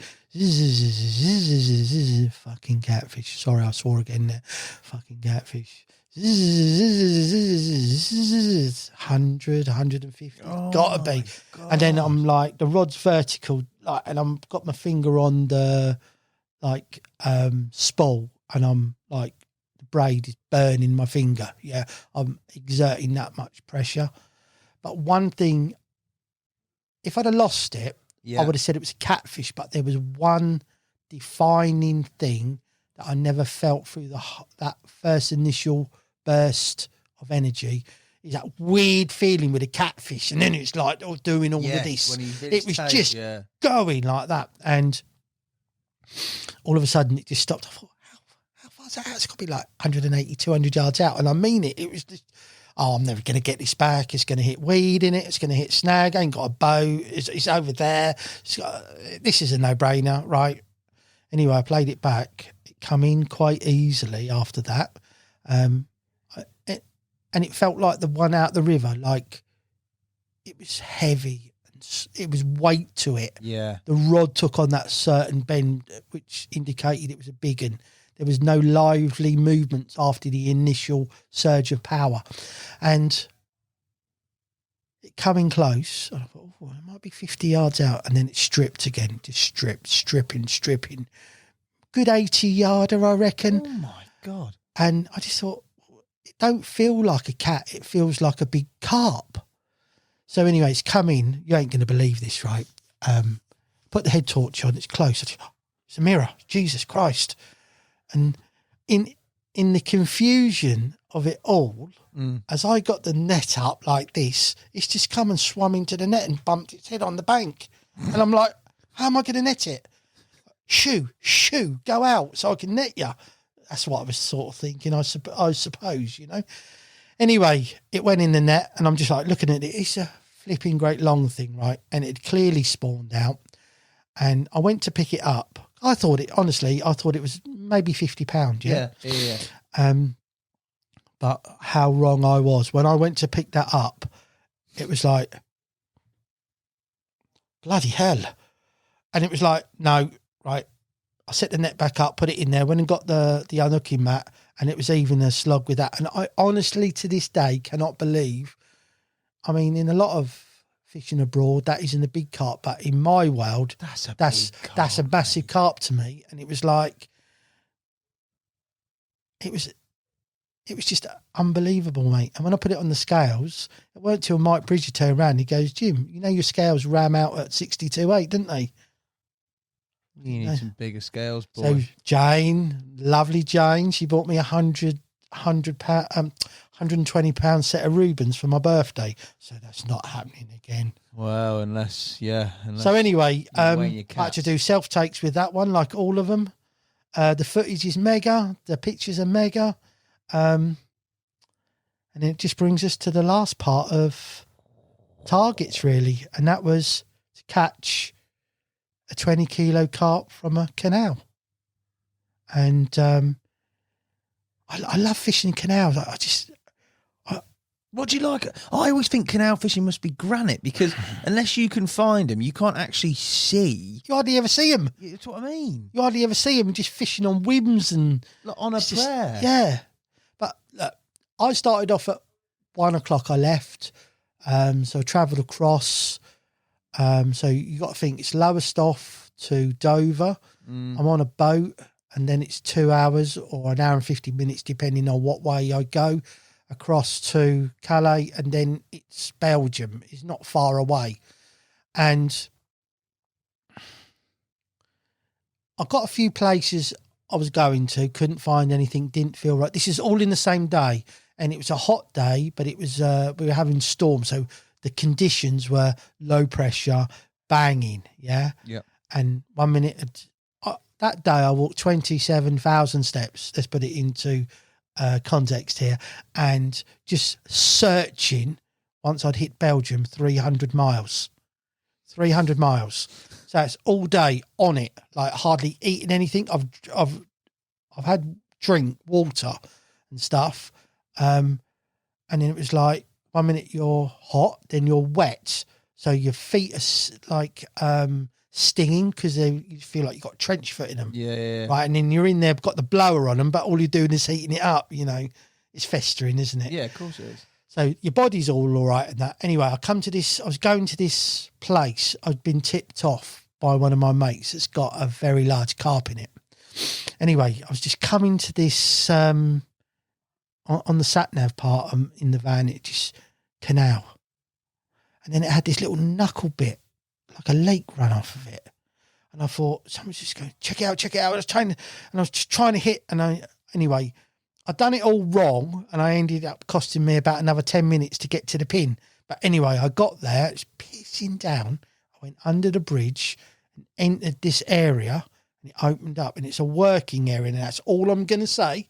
And I sat there looking down. So I could look straight down. It was probably half a mile to the end. Oh, so it's a fair old sheet then.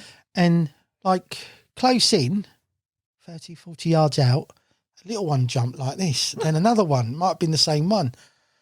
Jim, if that carp's here, there's other carp there. So I was watching, and I then told Charlie, then he sent me a pin. He goes, go down further and have a look. So anyway, I went down and I parked into this little bit after checking a few other areas out. I got right to the very end of it. And as I walked in the swim, it was about 150-yard walk from where my van was parked. And there was a donkey, like, and the dog, the donkey would set the dog off. So I thought, if I stay here, that's my, even though the van's mega alarmed up, that's my added security. Yeah. I clocked that. I filmed it from a series, right? Anyway, I walked into the swim, bang, like that. And I thought, that's about 20, mid-20.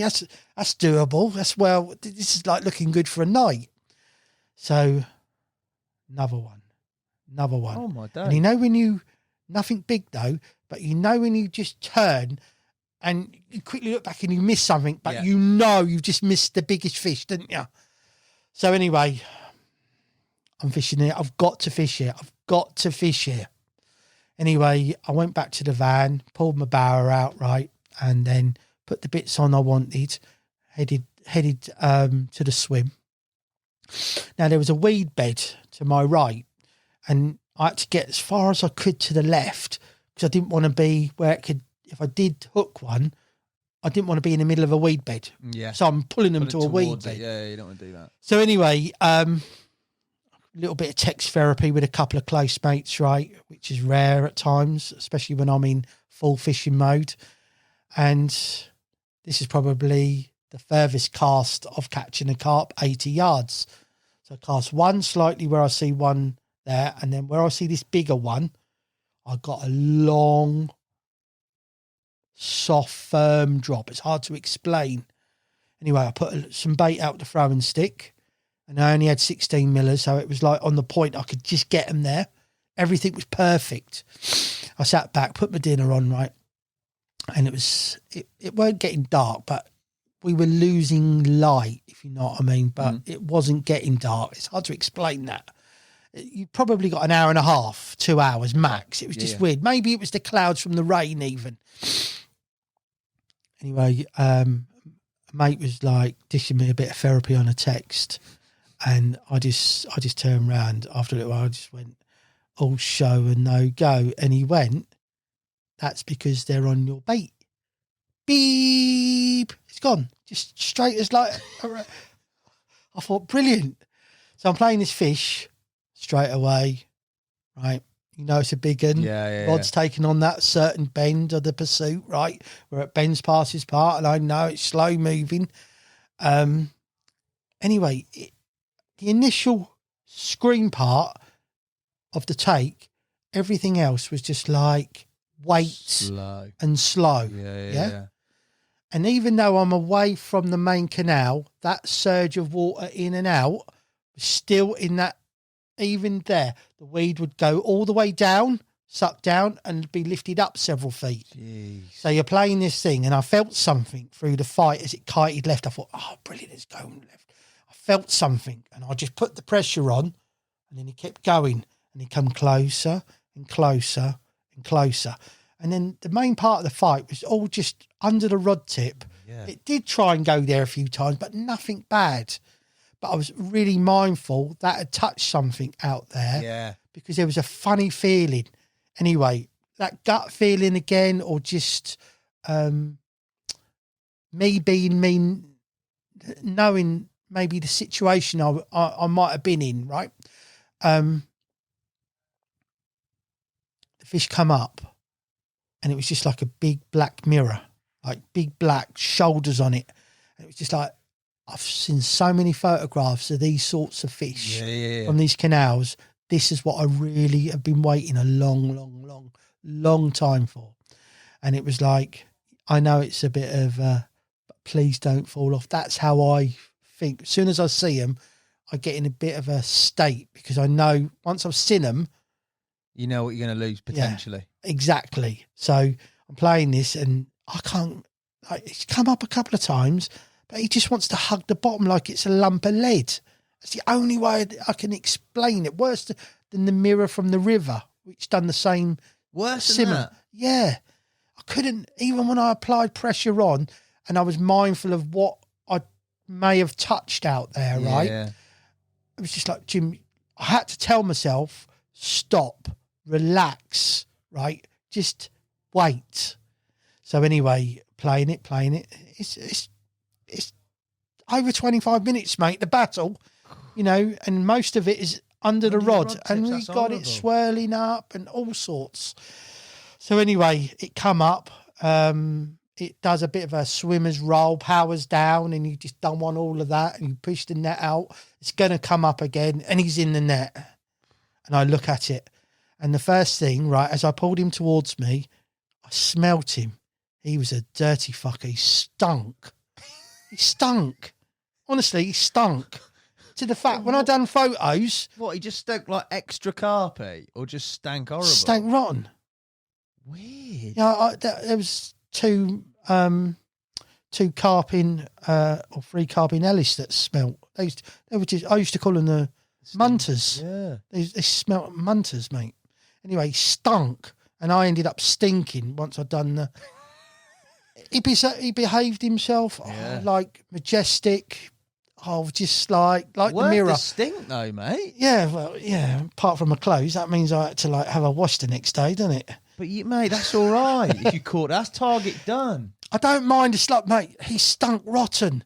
That's weird. It really did stink. It's hard to explain. It was like I told all my mates, he was a dirty fucker. He stunk. Canal, mate. He's got a hard environment. So anyway, apart from a little split in his tail, he was immaculate, and it was like he had this big eye, and it was like I thought, thanks, mate. And that was that done. But little did I know, I did catch more carp that trip. I think another, do you know what? I can't remember. It could have been 5, it could have been 7. Several low 30s, no monsters, but all welcome. And I'd moved up the other end where I'd first seen that small one in the end. Yeah. There's a big whirlpool there, and that was interesting fishing. That's all filmed, my series. Anyway, little did I know that I would catch a bigger one from a canal. So we're going to jump that capture to another capture. I was going fishing with a Belgium canal specialist, and to cut a long story short, I still speak to the bloke. It wasn't what I really wanted. I don't want to get into that. It's just not what I wanted. He took me to a place I'd been. I didn't like it. Right. Okay. And I'd already shown him it's there, and he said no, and it was there. I then fished somewhere else that night in the morning. I said, "What, you caught anything?" No, not seen anything. No, I hadn't. Right, what, you wait, I'll come down to you. It was like 2 hours. Where the hell is he? Went down there and he even anyway, we're not going to go into that, right? I went, mate, I'm going. Yeah, I'm off. Right, I've got to go. Look, lovely to meet ya. I'll have another trip with ya another time, blah, blah, blah. I don't go all that way to camp, socialise. I still have to be where I think I'm in a good chance to catch, yeah? And that's what I thought it was going to happen. So anyway, Jim, move on from that, please. So I decided to shoot to the canal where I'd caught that 49. Yeah. Anyway, funny little story here. There was nothing in there, but I see some movement, like on the entrance part, little ones jumping. Anyway, I'd done a night there and I caught 2 little ones. You remember when I said I see them too? Oh, they were them little ones. No, they ain't. Apparently, the Chinese stock that canal with little carp, and it's a thing of... is it tradition or something? Yeah, and like it's good for them to do that. So it's always being stocked with these carp. Right. So anyway, I caught 2, and then I had a predator angler fetish in a...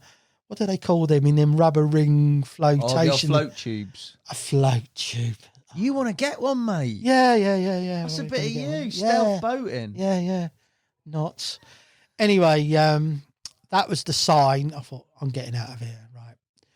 So I thought, my mate Charlie had tipped me off, who does my bait for me, right? He tipped me off. I'm not going to lie about this area, and it was near an area we call the Golden Triangle. Right, there's a lot of chunks in this area. Now, do I tell a story in its truthfulness? You have to, Jim. You have to go with what you've always done, mate. Right. Anyway, I rock up there, get on this bridge, look down, and it's like just carp everywhere, mate. I didn't see anything big. I'm not going to lie. Maybe 36, 38. That's big enough, mate. Yeah, but I'm not just going to fish for that straight away, right? So I baited it. I watched them. I filmed them. Why would you fish for them straight away? Because there was some other places I knew closer with other big ones in as well. Right, okay. We're only talking a few kilometres, 10 minutes drive. Triangle, I forgot you said. Yeah, right. So I've gone over there, nothing. Checked another area, nothing. Checked another area, nothing. So I put in round about 3.5 kilos of boilies on that area. parked up by the bridge, walked along, looked down there, and it's just smoked up. And I see one, definitely 38, maybe a 40-pounder. So I thought, right, I'm gonna fish him. So I get a unhooking mat, one rod, one net, a few little bits, put it in a bag, and then I get a bottle of drink. I do get something to eat, but I can't remember what it is. Just like a little snack or something. Oh, I know what it was. It was chili chocolate. Anyway, I walked across the bridge, like clocked him, hello, mates, you're dead now, like this. And then I've gone down the side of the bridge, right, down the cobble bits, right, and then I'm under the bridge, and there's a little gate, and I open the little gate, and I think, I reckon it's about there. I don't cast, I underarm flick it, okay? This hinge, I know it's weedy, but I thought with 12 inches and a long boom, there's holes, it's murked up. Even if it's sitting on the weeds, it's a chance. So anyway, I'll put the rod down, no buzzer, just laying it on the ground, fishing it quiver tip style, like this, all this going on, and getting liners. And I get to about 20 minutes, and you don't want to pull it in. Right, 5 minutes. I'll give it 5 minutes, and I'm redoing it. The rod's still doing all this. Nothing, though. Fizzing, like rolling miles, 30 yards away, but nothing over the area. But there's fizzing. No, I've got to check. The hook bait's knackered or something's wrong. It's not presented right. So I thought, as I reeled it in, I checked everything's perfect. Just rechecked the hook and recurved it. Underarmed it a little bit to the left, maybe another 8 foot. I got a better drop, maybe. Anyway, I'm sitting back on the rod. And then within... Oh, no. What I've done different this time, instead of firing whole boilies in, I chomp some up in my mouth, put them in the catapult, and then over the top. So I'm just fishing like bits of crumb and that, yeah? Broken boilies. I'm sitting back there, it's like electric. It's going to happen. Why hasn't it happened? There is so many carp there. It's a joke. Why haven't I even caught a pasty? So anyway, the net's like there. I'm sitting on the ground and the rod's gone. It's gone there. The water has opened. A bow wave has gone away, yeah. And then it just hit a massive weed bed. The weed bed where these the only fish I saw topping would be the other side. And I'm like pulling into it. It's shallow water and I've got it moving and it's kited round and there's this string of buoys under the bridge. This comes into play later on. Anyway, after that, it's just like leading a dog on a lead. It's the only way I could explain it. It didn't do nothing else apart from there was a little snaggy bit close in here, like a bit of tree got in or branch, nothing bad. So I've then clocked it. It's a common as it's rolled and it's like, Jesus Christ. So I've then edged the net out and I put it in the net and I just, that's a 50-pound common. It's got to be a 50-pound. But what you got to remember is the Albert Canal, and I'm just into Holland. This is the first carp I've ever caught from Holland. Oh, my days. Right? So I'm looking at it, and it's 50-pounder. This is 50-pounder, isn't it? Anyway, there's some locals fishing over there. So they see me, the other side of the bridge, right? They see me, and they come over, right, help me. He said, I'm not sure you should be fishing here, but don't worry about it. We all do it like this, right? So that's why I didn't see when I said earlier I didn't stay the night. Yeah. Anyway, I did find out that it was a no fishing zone. I'm not going to lie, right? I keep saying that, but it is what it is. And I thought, when we done the pictures, right, I thought, I'm coming back here, but I'm not going to do the night. Yeah. Right? Sod it. I don't care. Anyway, we put it on the scales. They all helped me, these geezers. I think it was 4 of them come round. Locals were all having a laugh. Don't worry about it. We all do this. We're over there. You know what I mean? So, I put it on the scales, 57 pounds. Oh, just like, life. Jesus, first carp from Holland and it's a 57 pounder. Imagine a 57 pounder from a canal back here, mate. And it's just all, I didn't even see it there. Where the hell? Out of all them carp, why does that one come along and pick it up? And all them other little spanners there doing nothing. Little spanners. You know what I mean? Normally it's the little ones. What do you, innit? You're trying to tell me it's not about the size of the carp here, mate. No, no, but come on, mate. That's a different ball go. That's ridiculous. I didn't go there to catch a 50-pounder or a 40. Well, maybe there, but I thought I'd catch a 20 to scrape a 30. Yeah. That's what it all looked like in front of me. £7. But trust me, I've had correspondence with people on, and that isn't the biggest one there either. It's maybe the 4th biggest one. Oh my days. Right, and there's another one as same size as that one. So anyway, I will be back. There is a place you can further down you can legally night fish. Just leave it like that. No more, Jim. Right. Anyway, we do the photos. I'm like blown away. £57, which you would be. Just a simple underarm cast. Find them. Didn't know I was doing that. Yes, I did go back. Yes, I did break the rule, but the local said that's what we do. Don't worry about it. You just get asked to leave. So anyway, I thought, I parked my van over there. I reckon I could reverse my van down the side of the other part you can't fish, right? All the way along these. I didn't even know why it would happen. I can't say what I was going to say. So stop. Reverse and then park under the bloody bridge. So anyway, I'm sitting there fishing. I thought, oh man, I'm going to do the night here, sod it. Yeah, just who cares? You know what I mean? So this is where it all gets a bit, this is why you got to remember, you've got to make sure you've got the right tickets in for some of these countries, because there's add-ons. So anyway, I'm under there and that bit of lamb shoulder I said I had, when I had that woman and child spoke to me. Well, I've got it wrapped up in tinfoil and I'm sitting there just eating it like off the bone, right? That what's left. Anyway, this old boy comes up there, I'm in full munch mode, right? I've already had several carp. So you're not eating them though, just to clarify that. Yeah, I've had several carp. I haven't eaten them, right? But it's a £39 common, right? Decent. And I'd had a 34 as well. So he's come on there. Oh, mate, he's just got kicked off on me. He's gone absolutely ape shit at me. Like proper ripping. I'm in full munch mode and I'm just like, I'm not going to mince my words. I basically said, can you fuck off?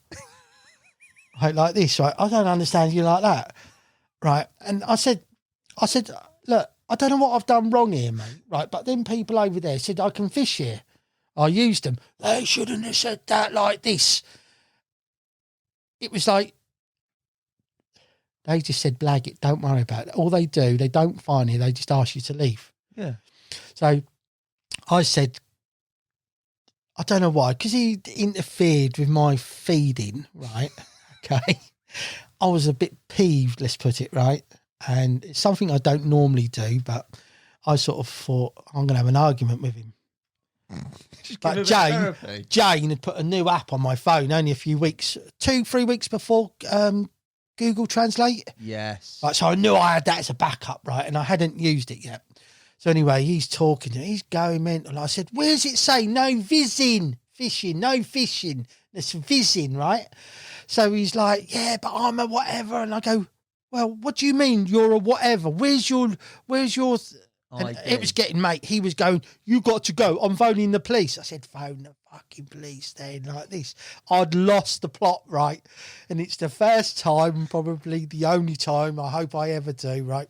But there is a very good ending. And I want it to come out like there was a row and then it was all right. So anyway, I've gotten on Google Translate and then he's trying to get through, can't get through to the coppers, right? Then he rings his boss up at the, what would he be called? Like a fishery warden, like whatever. Yeah, I know what you mean. Yeah. So anyway, he's on his way. So we're now like starting to talk to each other. Hey, rod's going. Oh, no, I don't need this.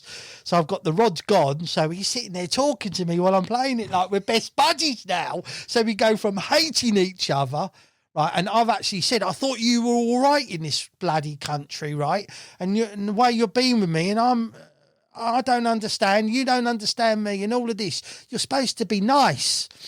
So anyway, I'm playing this fish and he's going, oh, that's a nice one, isn't it? Right, yeah, we've got it on the thing. It's, this is just, I know I'm speaking, saying that, but that's how you can understand what they're saying. Do you know what I mean? By the way they're talking to you and their mannerism. And it's like, do you want me to take a photograph for you? And it's just like, oh, this is sweet, isn't it? You know what I mean? So anyway, we do the pictures, and it was a real different common, right, for a canal, long one with these big, totally different. So anyway, put him back. He goes, you're not taking them, are you? I go, what do you mean taking them? No, they're protected. No, I'll put them back, mate. Oh, I had this one, you see, like £57. Anyway, it's like, in the end, we're like best buddies. We're talking on Google Translate, and it's, I said, I'm sorry, I shouldn't have been. Yeah, I shouldn't have been like that, you know. But if the police come, you would have been fined for parking under here, fishing in here, and not having the right paperwork. I went, okay, look, all I can do is apologise. We shook hands, and his boss has turned up. And his boss, I thought, oh no, here we go. He's on a moped. This is all going to kick off again, isn't it? And me and him are like best buddies. So anyway, he's coming there, and they had a little powwow there, and I'm quickly putting my stuff in the van to make to get away. And he can talk English, and he was like, Jim. He was just like, James, because they seen the thing of me, right? Everything's fine, don't worry, but you've got to leave here, and you need this ticket. And he showed me online where to get it, and all. I've got that ticket. I've just they've sent a renewal, so I've just got that. And he just says, you can't fish here again like this. But look, when you're talking to someone like me, I don't want trouble. I poach so much. Like, you know, if we just go to Black Mirror, yeah? Right, everyone takes that as mega, but you think what could happen there, okay? Trust me, I will be back to that place at some point next year. And but I don't go there purely to get problems, but sometimes you just might have to slightly bend the rule. If they're there, quick bait up, in, out, gone. You know what I mean? Yeah. You know the score, Hassan? I know the score, mate. Yeah. I know the score. I know what you're saying. In terms of people on your travels, you said at the start they've been very nice, people having conversations with you, all that sort of stuff. You said there that there's been a bit of conflict. What about, because you're on some of these venues which are, like the public lakes, they're pretty mixed, mate. There's people coming down there to do stuff. I've seen clips on Topography of absolute, what you would call weapons, mate, on there. What sort of encounters have you got up to? This could be with other anglers. This could be with general public. What sort of stuff's happened? 'Cause that's part of the adventure, right, mate. It's their lake. That's one thing you've got to remember, yeah? You're in a different country, it's their lake, yeah? Right, as long as they don't go over my rods, they've got as much to go. They've got as much as I have to swim, paddle, round my whatever, right? But you can't kick off, because that's been like that for 20 odd years. I'd be for beach too, let's call it. Yeah. You know, look, it's amazing. You sit there, right, and you're on a beach. I'm catching carp while they're swimming, boating. I'm fishing in 20 odd, 24 foot of water, like at the bottom of the drop off where they're wading and swimming, right? And then you just sit there and you got topless women, tits hanging out, you know, and it's like, oh, should I say that word? Sorry. Yeah, you're right. Sorry. You know, it's just like, and then all of a sudden you get this woman with long red hair, like, and she's got a chopper and that. And it's like, there's a bloke and he's in, what would that be? It's like a Viking thing. That's it, Viking clothing. They're in Viking clothing and they're taking pictures, and everyone around it ain't watching like, oh, this is like unreal. This is like the norm.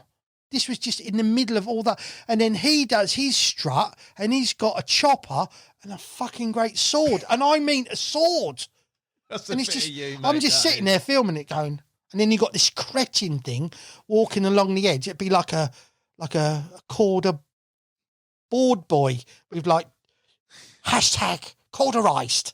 That's what it looked like on it, right? And he kept walking up and down, up and down, up and down. And I was videoing it and I was going, what the hell is he doing? And I'm going, Elliot, one of your mates from Corders down here like this, you know what I mean? It's cauterized to hell. And it was just, anything could happen, mate. It's like at night you'd be asleep. You'd think, oh, I've got 8 to 10 hours if I'm lucky, like it's quiet. Because the boys, right, them expats said, Jim, this is nothing. Sometimes there's parties here that go on until like all the time. You just wouldn't be able to put up with it. And then like, because you're on edge a bit, because people just come and go. Like kids just, it's so hard to explain. And I just hear, what's this? Someone's creeping around out there. Wild boar, flipping wolf, whatever. It weren't. It's a bloke eking a living, picking up beer bowls. Jeez. And it's just like, and that just hits home when you think, yeah, Jesus Christ, it's like mad. But when you go abroad, you're participating in someone else's country, and you just got to, if that's what it is, that's what it is. If you don't like it, then you got to go. What about other anglers? I know that you obviously were talking about back home, people sort of following you in. You're putting some exploits on there. Have you had people come up to you and ask? Have people been pretty receptive that you've talked to out there? I just keep out the way of them. Do you? Yeah, I did have a sheep do me once on that lake we're talking. I beat for Beach 2, and then he's like done me over there, like Adam, like give him some shit, right, what he was doing. And I just went for a walk and found him. You know, it was aside from the carp gods, the blessing. That's what I take it as. And we're sitting there I'm playing fish going, and they're all shouting, look at him, he's into one like this. Yeah. And he's sitting up there, and he sat there for 2 days watching me trolling them to mid-40s. And I mean trolling them, mate. From a negative to a positive. You said that to me in your first podcast, didn't you, mate? I remember you saying that. You just got to... I suppose you've got the opportunity there more amply to... The worst part of anglers, Hassan, is predator anglers. Yeah, you don't like them, do you? No, I don't mind them. They just don't like... You don't like them, Jim. That they are unbelievable, mate. But it's no good kicking off. You just got to educate them. Bit of sign language is good. If you're verbal, then anything could happen. But I've had them in boats, and I've not had any problems. I've had them on the bank, no problems. Just a few. Oh yeah, sorry. English, all this stuff. Yeah, and it works. I've had no problem.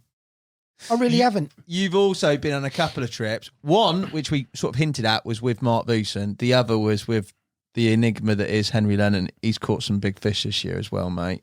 He's done a bit abroad. He's caught a big one from Spain. Well, I heard he caught that fish on Samir's rod. I told you that. You put it on. You gave it him, didn't you? Yeah. When you were out, and he didn't like it, does he? No. Henry. I got him several times, mate. What was the fishing experience with Henry Lennon like, mate? Good fun.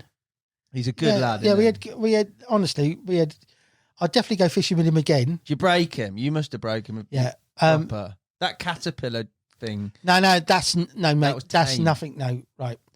Even when I asked him if I could touch him live on Insta, and it was like, no, and he's like this, and I only touched him there, but he keeps saying I touched him. I didn't. It was there on his knee. Anyway, right. The deal was I would cook and he'd clean. So he missed a cleaning session, and he said, "Oh, do you want me to?" And you don't. That's part of the deal. You do it. You don't have to be told, do you? So anyway, I'm cooking breakfast. This is on the trip out. The trip home, and he's starting to clean it, and I just go, "You're my cleaning bitch." He's not gonna like that, is he? Clean it, bitch. Right, I videoed it. I put it on the thingamy, and his face went like thunder, mate. That was the worst. Gum. The worst. He sat there. You're not talking to me like that. So I give it to him again. He did do it in the end, but he did not like that. Hurt him deep. The touching was, didn't like that. I'll tell you something. I touched Elliot the other day. The video, what we were going to go on coming home. So we're at the Eurotunnel. Yeah. And I was just doing a live thing on a live thing. I said, and then I said, "Can I touch?" It took 7 odd minutes to get. He says, "You won't get me," because he's getting good at it. And I just said, "Can I touch her?" Like that. It stayed on there for over a week, and someone obviously reported it. I didn't even get a warning. It was just, I only said touch it. I touched him on the shoulder. That's all right if you on the shoulder. But it's just fun and games, isn't it? Do you know what I mean? For you, future-wise, and you've done a lot. We've talked about the 3 targets that you've achieved in this spell thus far. Obviously, the first for going out there is still high. It's still where your angling is going to be. What are your targets moving forward? So, look, this year's just been like a learning curve, yeah? Okay, and I've been here, done this and all the rest of it, and I'm like really happy with how it's all gone and all the rest of it. I've worked damn hard to finance this, and it's exactly what I want to do, right? And I've worked extra to actually pay for this, and we'll leave it at that. Next year, if you want to look at it like this, I'm probably not going to do as many trips, but they're going to be longer, at least 2 weeks, and I'm going to go further south. I want to see them blue waters. Yeah, okay. And I want to catch some bigger fish. I want 30 kilo. 30 kilo, there you go. There you go. I set that up for you, didn't I? I do. I knew it's there, mate. You can't. A leopard don't change his spots, does he? You might take him to different zones. But I'm not going to fish with other anglers and pick their rods up. You know what I mean? And then claim it's mine. I'm not doing that. My rod is my rod. I think by the time this goes live, he's already told his story of that fish, mate. I think on his podcast. Oh, one of the boys out there just turned around and said he had the 60 was on Samir's rod as well. Yeah, they're all Samir's. With rigs or fair play. So 30 kilos, longer trips but less frequent. Yeah. Anything else, river wise and canal wise, mate? It'll just be whatever goes. Yeah, but no. They are done, mate. No. I'm joking with you, mate. I was waiting to see what you'd say. No. What about further afield? Would you? At the moment- I don't know yet. Okay. I don't know yet. Maybe. You know, I like the look of the Alps area, right? Yeah, amazing. Colours of the water. Yeah. There's a river there. I can't even tell you what it is. I can't remember. But the sheer cliff, I mean, it's just like that. Yeah. And it's not very wide. And it's just the colour of it. And I've looked for places to like, but there is, because I know there's carp in there. I found it by looking on someone's account.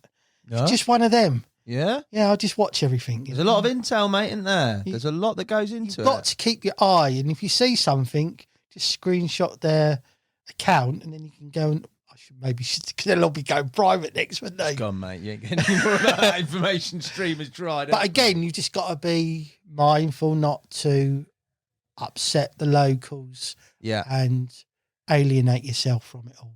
What about... It's like that bloke that... where I shouldn't have been fishing. 1 minute we hate each other, then we're like brothers, mate. You know what I mean? And that's just part of it all.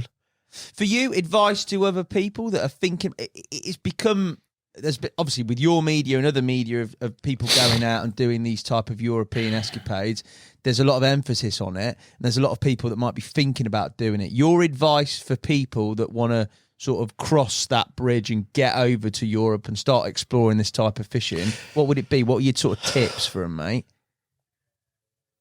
Make sure you've got a licence. Good. Yeah. Good start. Right. Make sure your motor's up for it. Make sure even if the motor's up for it, make sure you got like breakdown cover and all that. Breakdown cover, yeah. Do as much homework as possible via Google Maps, right? If you look, you can switch it to satellite, which we'll leave it at that. That can help you a hell of a lot, right? It gives you real pictures. And just be mindful, try not to upset the locals and get on with them. You know, we all get excited, like where we are. Certain buildings can actually end up, they could see that on social media, come down in the middle of the night and slash your tyres. I've heard it. I know it's happened. Yeah, definitely. I'm really careful what I post up, and I'm quite, I'd be gutted if they done it to us. So, you don't want the grief, that's, if you get your tyres done, it's not happened to me or anything like that, but you've just got, I suppose the thing is just be respectful. Think, what wouldn't you don't want done to yourself, right? So And you just got to, and then prepare, like, think, you need to take, you know, if you're going to take 20 leads, take 35 leads, if you know what I mean. Because you don't know how many bites you're going to get. You know, it's no good going, I'll just take 20 leads bait. Can you take, I get asked all the time, should I be saying this? I don't know. Bait. Can you take bait? I'll leave it like that, yeah? You know what I'm saying? Yeah, I know. Yeah. People know what you're saying, Jimbo. Yeah, I get it. Okay. Prepare, basically. There's been a lot of people that profited off the back of this and still trying to now. Mm-hmm. So don't get pulled into that in any way, shape or form. Make sure, I would advise you to, make sure your bait is shelf life, because you don't want to waste it, and you don't want it going off. Because France is a nightmare to find ice at sometimes. It's a nightmare. So shelf life is a good one. Make sure you got spare everything. It's like in my van sometimes. Oh yeah, but Jim's got it because I'm prepared. You know, I even take another cooker with me. I've got 3 cookers in. I've even got one. Right, if I run out of gas, I can plug it into a USB, and I can put just sticks in it, and I can get and cook like a Chinese wok on it, and it's roaring. That's how prepared I am. Mate, ain't you? You know what I mean? Because you don't want to be trying to find a cooker. Honestly, it seems really stupid, but I found it interesting when you were saying, like, because I haven't done any of that public lake fishing, but I found it interesting when you said, with regards to tips to people, that like most people are sort of similar to our mentality, fish a certain way because that's the media they see, or they've got access to that type of fishing. But when you go to those venues, you've cast a lot of them and you've caught them, and that's definitely an edge for a lot of people using boats. So I think you've basically got to be quite open-minded, but also fish to what you see, like you're saying. And then if you're prepped and licensed, that's the one, isn't it? Right, look at it like this. Right, I'm going to go to this lake or this canal, but you might end up at a lake. If you don't take your barrow, you're knackered. If you don't take your boat, but you're not going boat fishing, it could cost you. Yeah. Do you see what I'm trying to say? You've got to cover every base possible. Yeah. Yeah. It's like I put a hole in the boat the other day, right?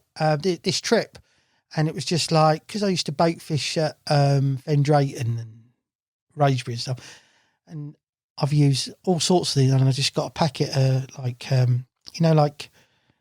hook packet. Yeah. Yeah, I just cut it off, put a bit of super glue on and patched it. And patched it, yeah. Yeah, just done that. It's just simple things like that. Like, always carry super glue. You know, if you're going to take putty, you take 2 putty. You can never have enough putty. It's just all of these things. Fair days. You've got to think about it as like an army exercise. Watch out Europe is all I can say. You've already had an unbelievable start, mate. I can see from talking to you that there is an awful lot of passion, mate, with regards to when you speak and like life in you, when you talk about that, which you can see you're excited and charged, which is brilliant, mate, because it's refreshed. You can see that. Yeah. And like, you're only just scratching the surface of things, aren't you, mate? Which is wicked. I mean, people have seen me in a different light. Like, I'm more calm and happier. I